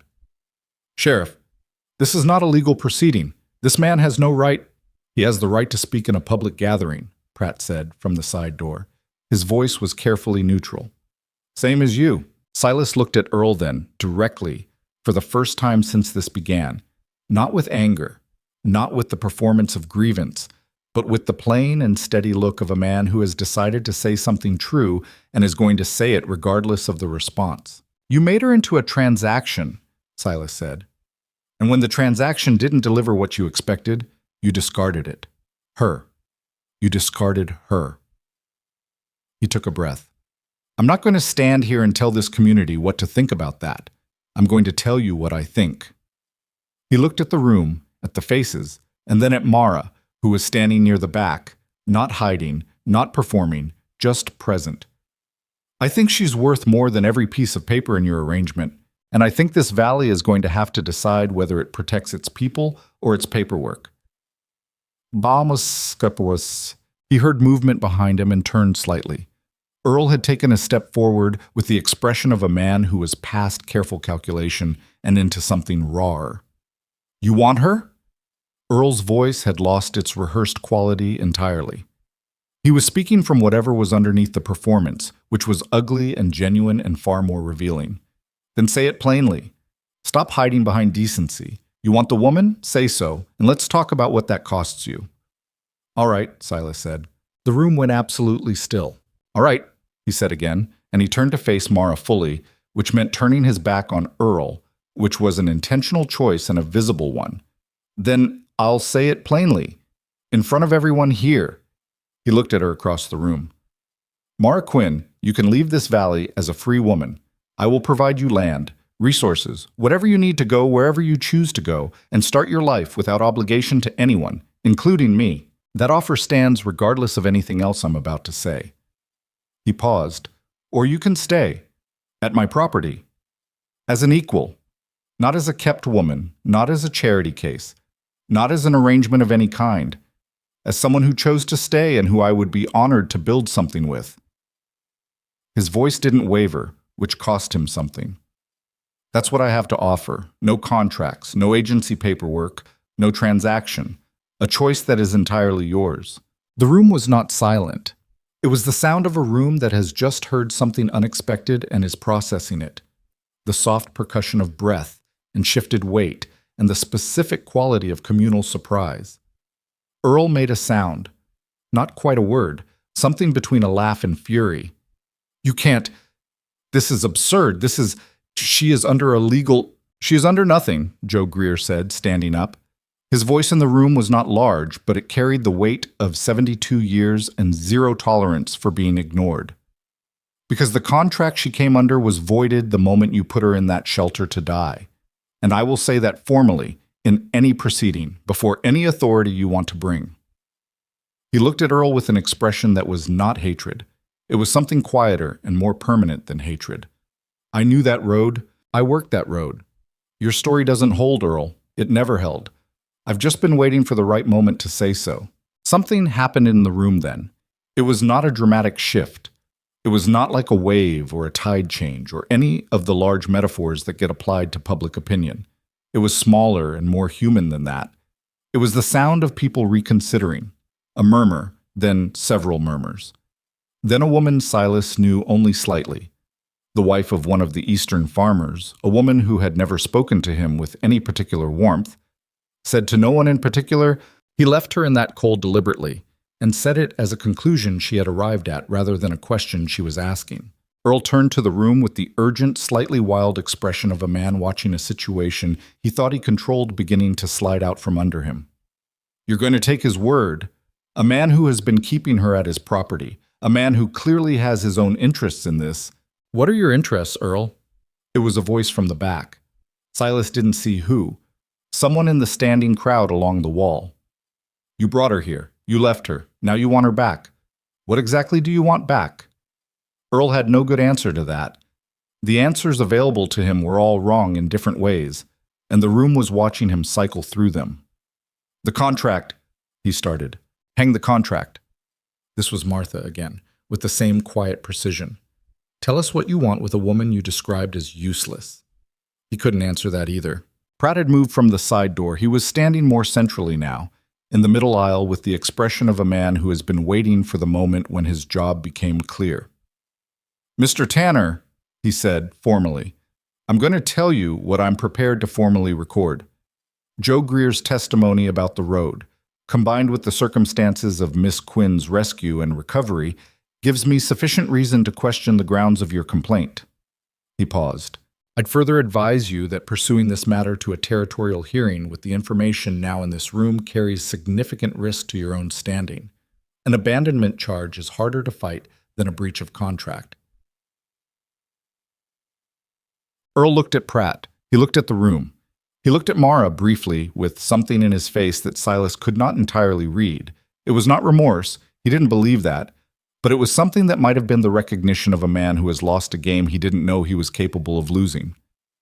This isn't finished, Earl said. The words were meant to sound like a threat. They sounded like the last available position of a man who had run out of moves. It's finished for today, Pratt said calmly. I suggest we leave it there.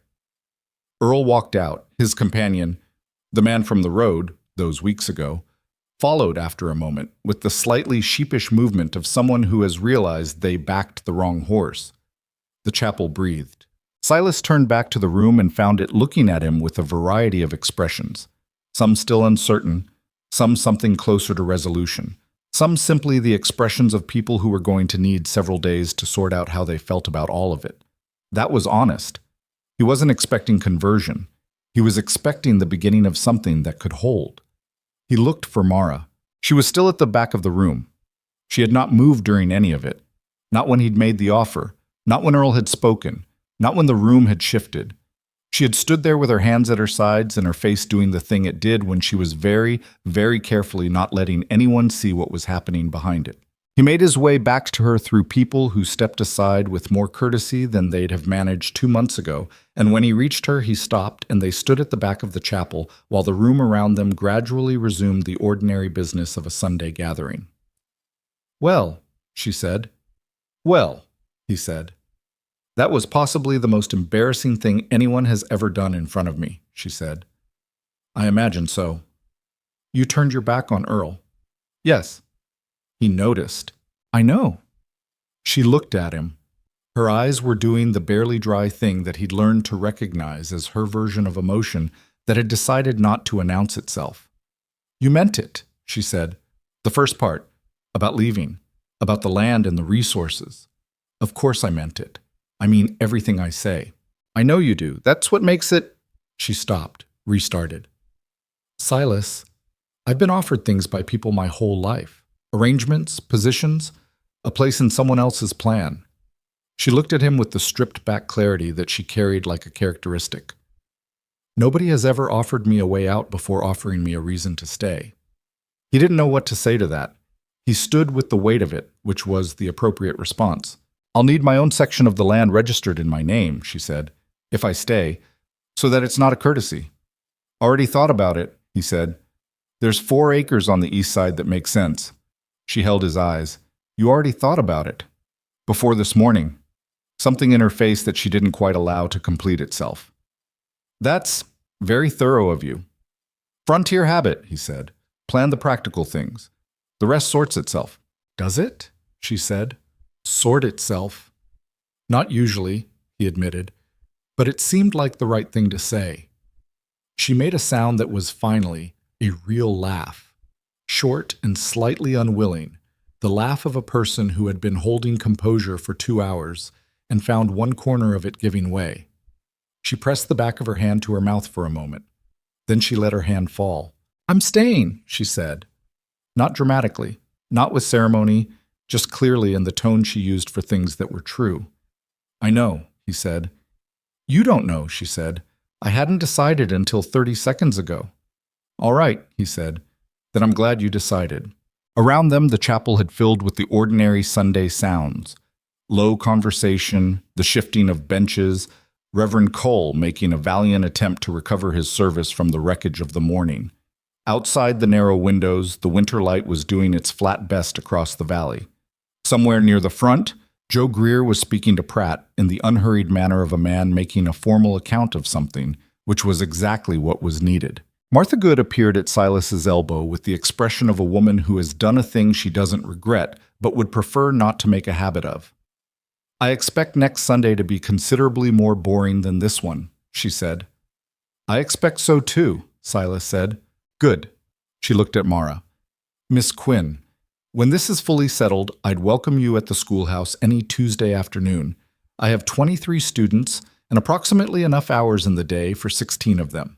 An extra pair of hands, particularly one with patience, would not go unappreciated. Mara looked at her. I worked with difficult horses, she said. I imagine children can't be entirely different. Martha's expression shifted into something that was, if not warmth exactly, the structural outline of it. You'd be surprised, she said, and went back to her bench. Pratt found Silas near the door as they were preparing to leave. I'll have the formal record updated by Wednesday, he said. Abandonment is my working category. If Tanner wants to fight that in front of a territorial judge, he can try. But his witness situation is significantly weaker than it was this morning. He looked at Silas steadily. You took a risk.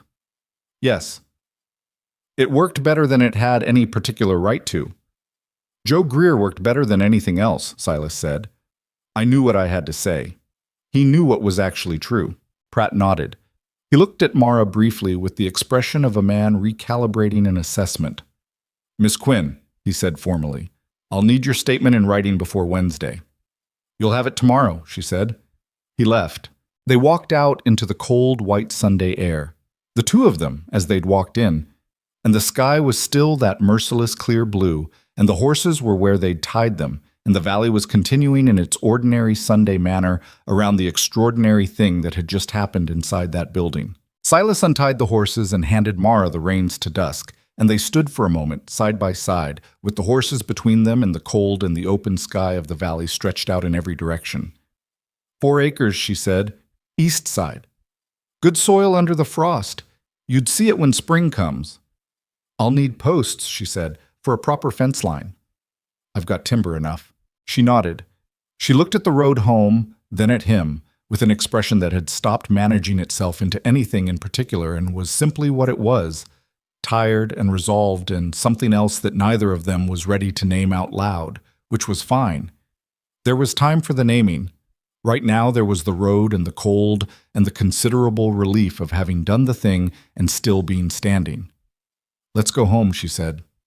They rode. The valley around them held its breath for exactly one more moment, and then it let it go, and the ordinary sounds of a winter Sunday came back into the world. Wind, distance, the patient creak of cold wood, and 2 sets of hooves on a frozen road moving toward a place that, for the first time in a long time, deserved the word they were using for it. Pratt's formal record was updated on a Wednesday as promised. The document was not dramatic in its language. Legal records rarely were, but what it said, in the careful, measured prose of official accounting, was that the complaint filed by Earl Tanner against Silas Boone and Mara Quinn had been reviewed in light of new testimony and found to lack sufficient grounds for territorial adjudication. Joe Greer's statement regarding the South Freight Road was entered into the record. Mara's written account of the events of November was entered alongside it. The abandonment categorization stood. Earl's contract claim was suspended pending evidence that had not materialized and, Pratt noted in his careful way, was unlikely to. Silas read the document at Pratt's office and said very little. On the ride home, he stopped at the rail shelter on the South Road. He hadn't been back since November. Since the morning he'd found her there, since the pre-dawn dark and the gray mare stopping without being asked, and the shape in the doorway that wasn't adrift. He sat on his horse in the afternoon light and looked at the shelter for a long moment. It was smaller than memory had made it. Shelters usually are, when you return to them in daylight. The collapsed roof, the rotted doorframe, the way the snow had built up on the windward side into a shape that would have been, in different circumstances, simply landscape. He thought about what it had cost him to stop here in November. Not much, in the practical sense. A morning of fence work interrupted, a cold ride, the kind of small detour that accumulated into a life. He turned the mare toward home. When he told Mara about the document, she received it the same way she received most significant things, with a stillness that was not indifference but absorption. The quality of a person taking something in rather than performing a reaction to it. "It's done," she said. "The formal part," he said. Yes. She understood what he meant. The formal part and the actual part were not the same thing, and they both knew it. Earl Tanner had not left the territory immediately. He'd stayed another 2 weeks, during which time the quality of his presence in the settlement shifted from confident to diminished in the way that happens when a man's version of events has been publicly contradicted and the contradiction is held. He didn't come to the Boone property again. He didn't send messages. He simply occupied his own land with a reduced radius of influence until, sometime in the second week of February, Frank Merritt mentioned at the supply post that Earl had sold his cattle operation to a buyer from outside the valley and appeared to be making arrangements to leave. He was gone before March. Silas heard about it from Tom Hadley, who had come by the cabin for the first time since their difficult Thursday conversation. Tom had come with the slightly awkward energy of a man who knows he needs to say something and hasn't entirely worked out how. He'd stood in the doorway with his hat in his hands, and Mara had taken one look at the situation and found somewhere else to be with the diplomacy that Silas had come to rely on more than he'd ever expected. "Tanner left," Tom said. "I heard," Silas said. "I wanted to say," Tom turned his hat around in his hands. "I said some things a few weeks back." "You said things that were honest," Silas said. "I didn't hold it against you then, and I don't now." Tom looked at him. "You're better at that than most people." "I'm just tired," Silas said. "Holding things against people takes energy I don't have." Tom had stayed for coffee, and they'd talked about cattle prices and spring pasture and the ordinary business of two men who have known each other long enough to get past the difficult thing without requiring it to be fully dissected. When he left, he shook Silas's hand and said, "She seems like a good person," which was, from Tom Hadley, approximately equivalent to a formal endorsement. The weeks that followed Earl's departure had their own texture, different from the weeks of siege, different from the weeks of waiting. They were ordinary weeks, which was something Silas had underestimated the value of before he'd spent months in the extraordinary. He registered the 4 eastern acres in Mara's name in the second week of February. The process required him to ride to the territorial land office, which was a day's ride each way, which he did without complaint. The clerk at the land office, a young man who clearly found frontier property registration less interesting than Silas found it important, processed the paperwork with a perfunctory efficiency and handed over the documentation without comment. When Silas came home and put the papers on the table in front of Mara, she picked them up and read them carefully, all the way through, the way she read everything, as if she expected to find something important in the language that a casual reading would miss. When she finished, she set them down and smoothed them flat with the palm of her hand. "Thank you," she said. "It's your land," he said. "The thanks is backwards." She shook her head slightly. "Not disagreeing, Satay, something more complicated. Not just for the land." She looked at the papers, then at him, for understanding why it mattered. He knew why it mattered. A woman who had been treated as transferable property needed something in her name, something that the law recognized as belonging to no one but her, before any other arrangement meant what it was supposed to mean. He had understood this without needing it explained, which was, he recognized, possibly the thing she was actually thanking him for. "There's something I want to ask you," he said. She looked up. He had been working toward this for a while, not rehearsing, because he'd learned that rehearsed things came out wrong, but giving it space, letting it become clear enough in his own mind that he could say it directly. He sat down across from her at the table where they'd sat through so many difficult conversations and ordinary meals, and he said it. "I want to ask you properly, without any of the other circumstances around it. Without Earl, without the hearing, without the question of where you'd go if you left." He held her eyes. "I want to ask whether you'd want to make this permanent, whether you'd want to marry me." The cabin was very quiet. Mara looked at him for a long moment with an expression he had learned over months to read. Not well. She was not an easy person to read, but well enough to know that this was the face she made when something had arrived that required her most careful attention. "You're not asking because it's practical," she said. No. You're not asking because of what people will say. I stopped making decisions based on that some months ago. I know.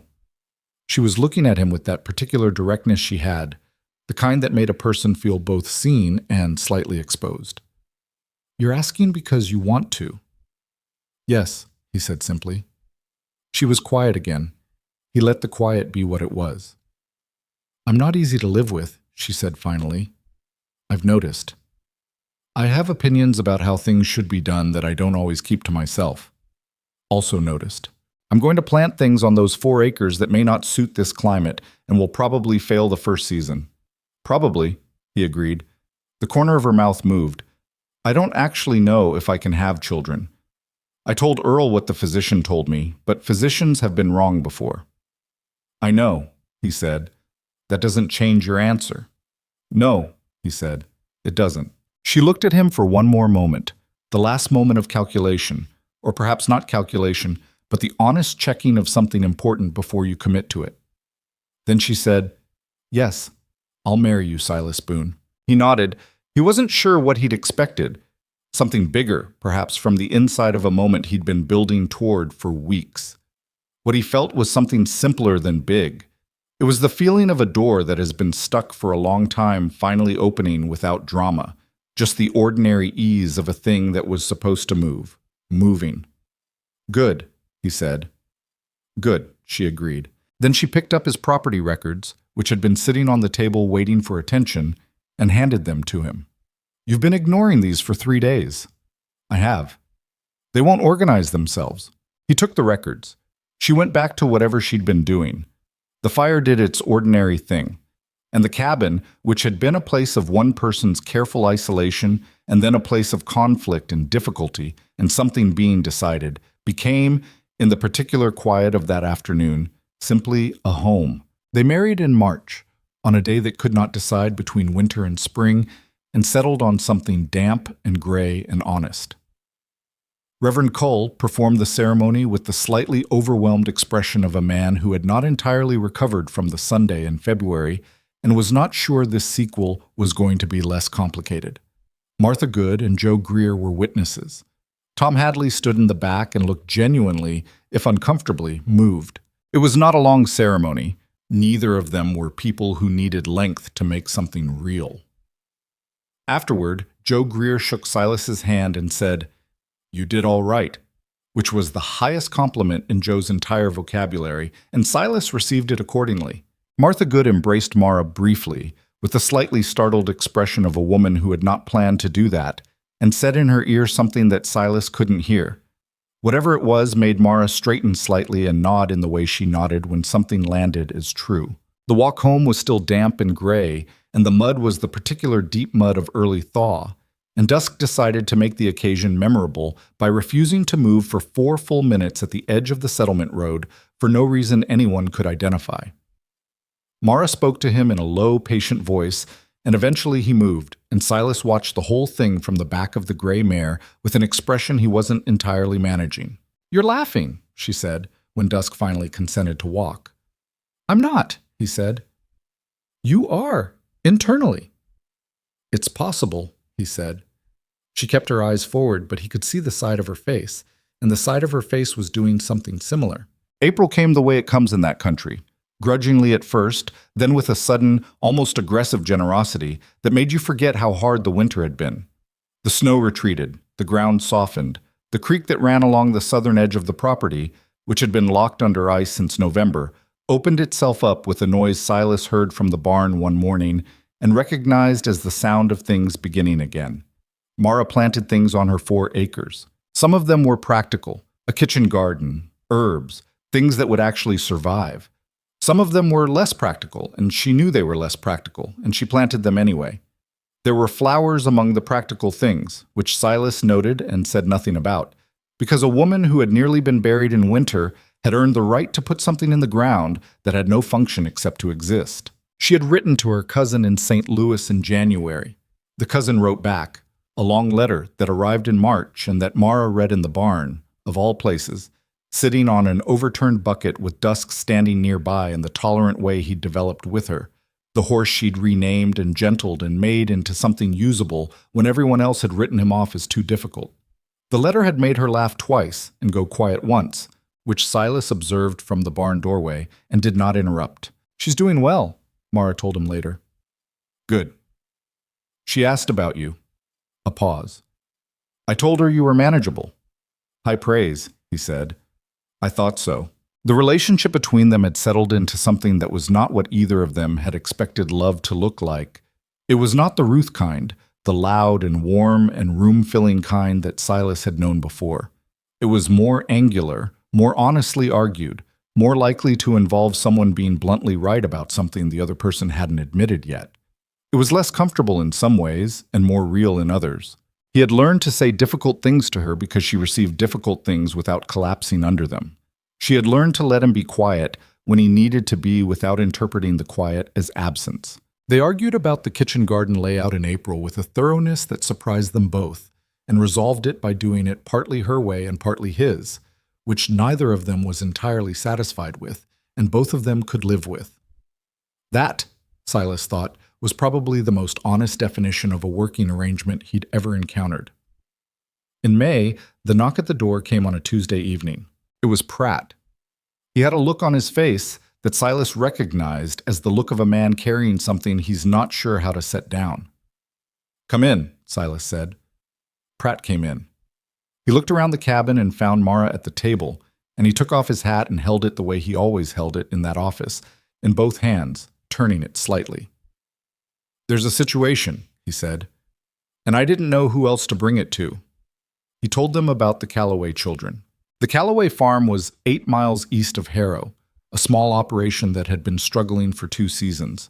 The father, Daniel Calloway, had died of a chest illness in March. Silas had heard about it vaguely, the kind of frontier news that arrives at distance and doesn't fully land. The mother, already in poor health when Daniel died, had followed in April. The 2 children, a boy named Ellis, who was 9, and a girl named Clara, who was 6, had been staying with a neighbor for 6 weeks. The neighbor, an elderly woman who had her own difficulties and had taken them in out of pure human refusal to do otherwise, had finally come to Pratt and told him she couldn't continue. She was 78. She was doing her best. Her best was no longer enough for 2 children. "The Territorial Orphan Board won't send a representative until July," Pratt said. "That's the soonest they can manage. I've asked around." He stopped. He looked at the hat in his hands. "Most people have reasons, space, or money, or their own situations. I understand all of those reasons." He looked up. "I thought of you." The cabin was quiet. Silas looked at Mara. She was looking at Pratt with the expression she wore when she was making a rapid and thorough assessment of something. She asked, "What are they like?" "The children." Pratt considered this. "The boy is angry," he said, with the directness of a man who has decided not to prettify it. "He lost his parents inside of 6 weeks, and he's 9 years old, and he doesn't trust anyone right now, which I think is probably reasonable." He paused. "The girl is quiet, very quiet. She follows her brother and watches everything." Mara was quiet for a moment. Then she said to Silas simply, "What do you think?" He thought about the extra room that had been Mara's through the winter, the room he'd cleared out and furnished with a cot and a trunk and a lamp. He thought about the property, which was larger than 2 people required. He thought about what it meant to have a door and be able to open it. "I think we have space," he said. She looked at him for one more moment, checking, as she always did, that the thing was real and not performance. She found what she was looking for. "Bring them Friday," she said to Pratt. "Give me 2 days to get the room sorted." Pratt let out a breath that had been held for longer than the conversation. "I appreciate this," he said. "Don't appreciate it yet," Mara said with her characteristic directness. "The boy is angry, you said. Angry children are work. We'll see how it goes." "Fair enough," Pratt said. He left. Silas and Mara sat at the table in the aftermath of that conversation, in the particular silence of people who have just agreed to something large and are beginning to feel its dimensions. "You didn't hesitate," she said. "Neither did you," he said. She thought about that. "I've been hesitating my whole life," she said, "waiting to be certain enough, safe enough." She looked at the table. "I've learned something this past year about what waiting for certainty actually costs." He understood what she meant. He'd learned the same thing, A different way, 3 years earlier, when a fever had taken Ruth in 4 days, and he'd had no preparation for it, no lead time, no opportunity to say the things people tell themselves they'll say when they have enough certainty to say them. The certainty never comes first. You go forward, and the certainty either builds or it doesn't. They'll be hard, he said. Yes. The boy especially. Probably. She looked up. But we're not looking for easy, she said, and there was something in her voice that was not quite wry and not quite sad. Some combination of the two that belonged specifically to people who have come through difficulty and learned to stop being afraid of the next kind. Easy isn't what we're built for. Ellis Calloway arrived on Friday in the posture of a boy who has decided that the best defense available to him is making it clear he doesn't need anything from anyone. He was thin and fair-haired, and he looked at the Boone cabin with the expression of someone cataloging exits. Clara held his hand and said nothing and looked at everything with the wide, careful attention of a small person who has learned that observation is safer than participation. Silas crouched down to Ellis's level when they came through the door, which brought him to approximately the boy's height. He looked at Ellis directly and said, "You don't have to be comfortable here right away. That's not required." Ellis stared at him. He had clearly been prepared for cheerfulness, for the performance of welcome, and this was neither. "What is required?" Ellis said, with the specific combativeness of a child who is testing before he can afford to trust. "That you don't hurt the horses," Silas said, "and that you eat what's put in front of you, because the cooking has gotten better lately, and it would be a waste." He stood up. "Beyond that, we'll figure it out as we go." Ellis looked at him for a moment with eyes that were doing the same rapid calculation Silas had seen in his wife's eyes on a frozen morning in November. The calculation of a person who is trying to determine whether what they're being offered is real. He didn't say anything, but he didn't look for an exit either. Clara, from behind her brother's arm, looked at Mara and said, in a very small voice, "Do you have a garden?" "I do," Mara said. "It's not much yet, but the flowers are starting." "Can I see them?" "Tomorrow morning," Mara said, "when the light is better. They look best in morning light." Clara nodded, as if this was a satisfactory arrangement, and kept holding her brother's hand. Pratt left. The four of them stood in the cabin for a moment. 2 adults and 2 children who had nothing in common except the fact of being here, which was, Silas had learned, usually enough to start with. "Are you hungry?" Mara asked. "Yes," said Clara. Ellis said nothing, but he sat down at the table when everyone else did, which was its own kind of answer. The summer that followed was the hardest and most populated summer Silas had spent in the valley, which was saying a considerable amount. Ellis was, as Pratt had said, angry. A deep and specific anger that expressed itself as resistance to everything before capitulating to most of it, which was exhausting in the way that all honest emotion is exhausting to be around. He broke a fence post in June deliberately, and then spent 3 hours helping Silas replace it, not because he'd been asked to, but because he'd watched Silas working alone, and something in him apparently couldn't tolerate the sight of someone doing a thing he could also do. That was the shape of Ellis Calloway, opposition that kept ceding to decency despite its best efforts. Clara planted things in the garden with Mara and talked more than she'd talked in the first 2 weeks combined, which turned out to be considerable. She had opinions about flowers and strong feelings about which ones were worth the effort, and a memory for the names of things that she had apparently been collecting for years without an outlet. Mara listened to all of it with the genuine attention of a woman who understood that being heard is a different thing from being managed. In July, the Territorial Orphan Board sent a representative. He was a younger man than Silas expected, mid-30s, with the careful efficiency of someone who dealt with a high volume of difficult situations and had developed a professional neutrality to manage it. He came on a Wednesday and spoke with Silas and Mara formally and then separately, and he observed the children with the practiced eye of a person assessing well-being rather than performance. He stayed for lunch.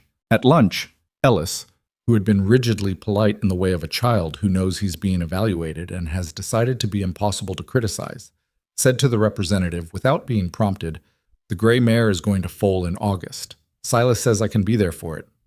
The representative looked at Silas. "She's due mid-August," Silas confirmed. The representative wrote something in his notebook. He didn't make it visible what he wrote, but his expression had shifted into something that was no longer purely official. After lunch, he spoke with Silas privately on the porch, while Mara took the children to see the progress on the East Acre fence. "I have to be direct with you," the representative said. "The board's preference is family placement with blood relations. There are none living in this territory." He paused.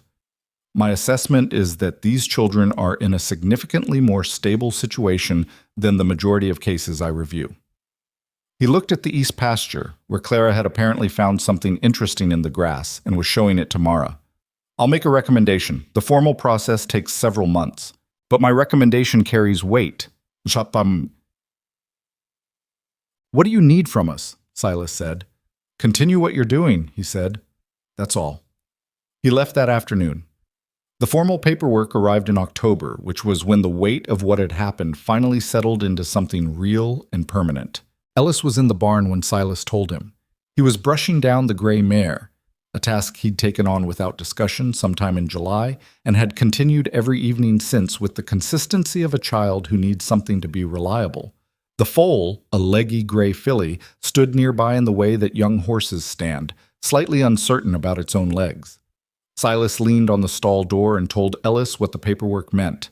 Ellis kept brushing. For a long moment he said nothing. Then he said, "Does that mean we have to change our names?" "No," Silas said.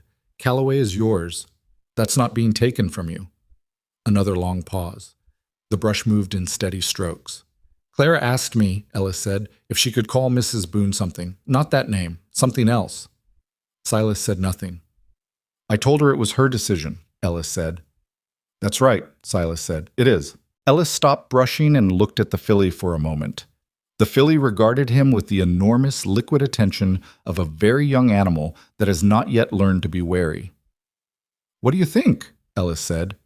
He asked it sideways, the way 9-year-old boys ask the things that actually matter to them, obliquely, with a retreat already prepared. "I think," Silas said, "that a name is something you give when you feel it, not when someone tells you it's time." Ellis nodded slowly. He went back to brushing. When Silas came inside, Clara was at the table with Mara, and they were doing something with seeds, sorting them into small paper envelopes for next year's planting. Clara had flour on her elbow from the biscuits that had happened earlier, and was absorbed in her task with the total concentration that small children bring to things they've decided are important. Mara looked up when Silas came in. He nodded slightly. The paperwork. Official. Something moved in her face. Not surprised because she'd been expecting it, but the specific quality of emotion that arrives when something you'd hoped for actually happens, and you find that hoping had been more than you realized. She pressed her lips together for a moment, and then looked back at the seeds. "Clara," she said, "this one goes in the blue envelope." "I know," Clara said, with the gentle authority of a 6-year-old who has been paying attention. "You do know," Mara agreed. Silas made coffee. Bad coffee, by habit, though he'd been informed multiple times by multiple people in this cabin that it was bad, and had been making incremental improvements that nobody had formally acknowledged. He brought Mara a cup, and she drank it without comment, which he'd learned to read as its own form of appreciation.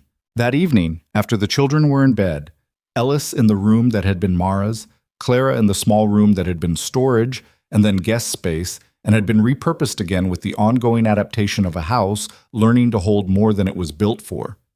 Silas and Mara sat on the porch. It was October cold, the serious kind. They had blankets. The sky was clear and full of the particular density of stars that appears when summer has finished and the air has gone dry and still. "This is not what I planned," Mara said. She wasn't looking at him. She was looking at the sky, her hands wrapped around a cup of something warm. "When I got on that train in St. Louis, none of this is what I planned." "What did you plan?"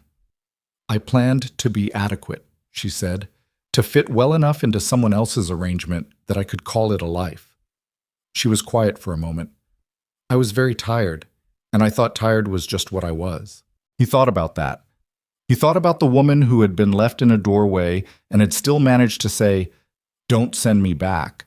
Not help me or please, but something more specific, something that was not asking for rescue, but for a chance to choose. He had not fully understood, until recently, how much courage that sentence had required. Are you still tired? He said. She considered the question honestly, which was how she considered every question. Sometimes, she said. But it's a different kind. The kind that comes from doing rather than from enduring. She looked at him sideways. There's a difference. There is, he said.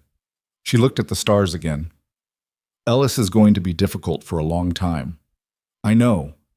He's going to push every boundary we establish to find out if it holds. I know that too. And Claire is going to be fine, but she's going to need things that I'm not sure I know how to give yet. She said this without self-pity, just the honest accounting of a woman who looks at her own limitations with the same clear eye she turns on everything else. I'm making it up as I go. So am I, he said. You're better at appearing not to. Years of practice, he said. It's not the same as actually knowing what you're doing. She made the sound that was a laugh, catching her off guard. The same involuntary thing that had happened on a cold road once, and it did the same thing to the air around them that it always did. Lightened it somehow, made the cold feel less like a condition and more like a climate. They sat in it for a while. The stars did their indifferent, beautiful work overhead. Somewhere in the north pasture, a horse moved in the dark. He could hear it, the particular sound of a large animal relocating itself for comfort. The foal, probably, still getting used to its own legs.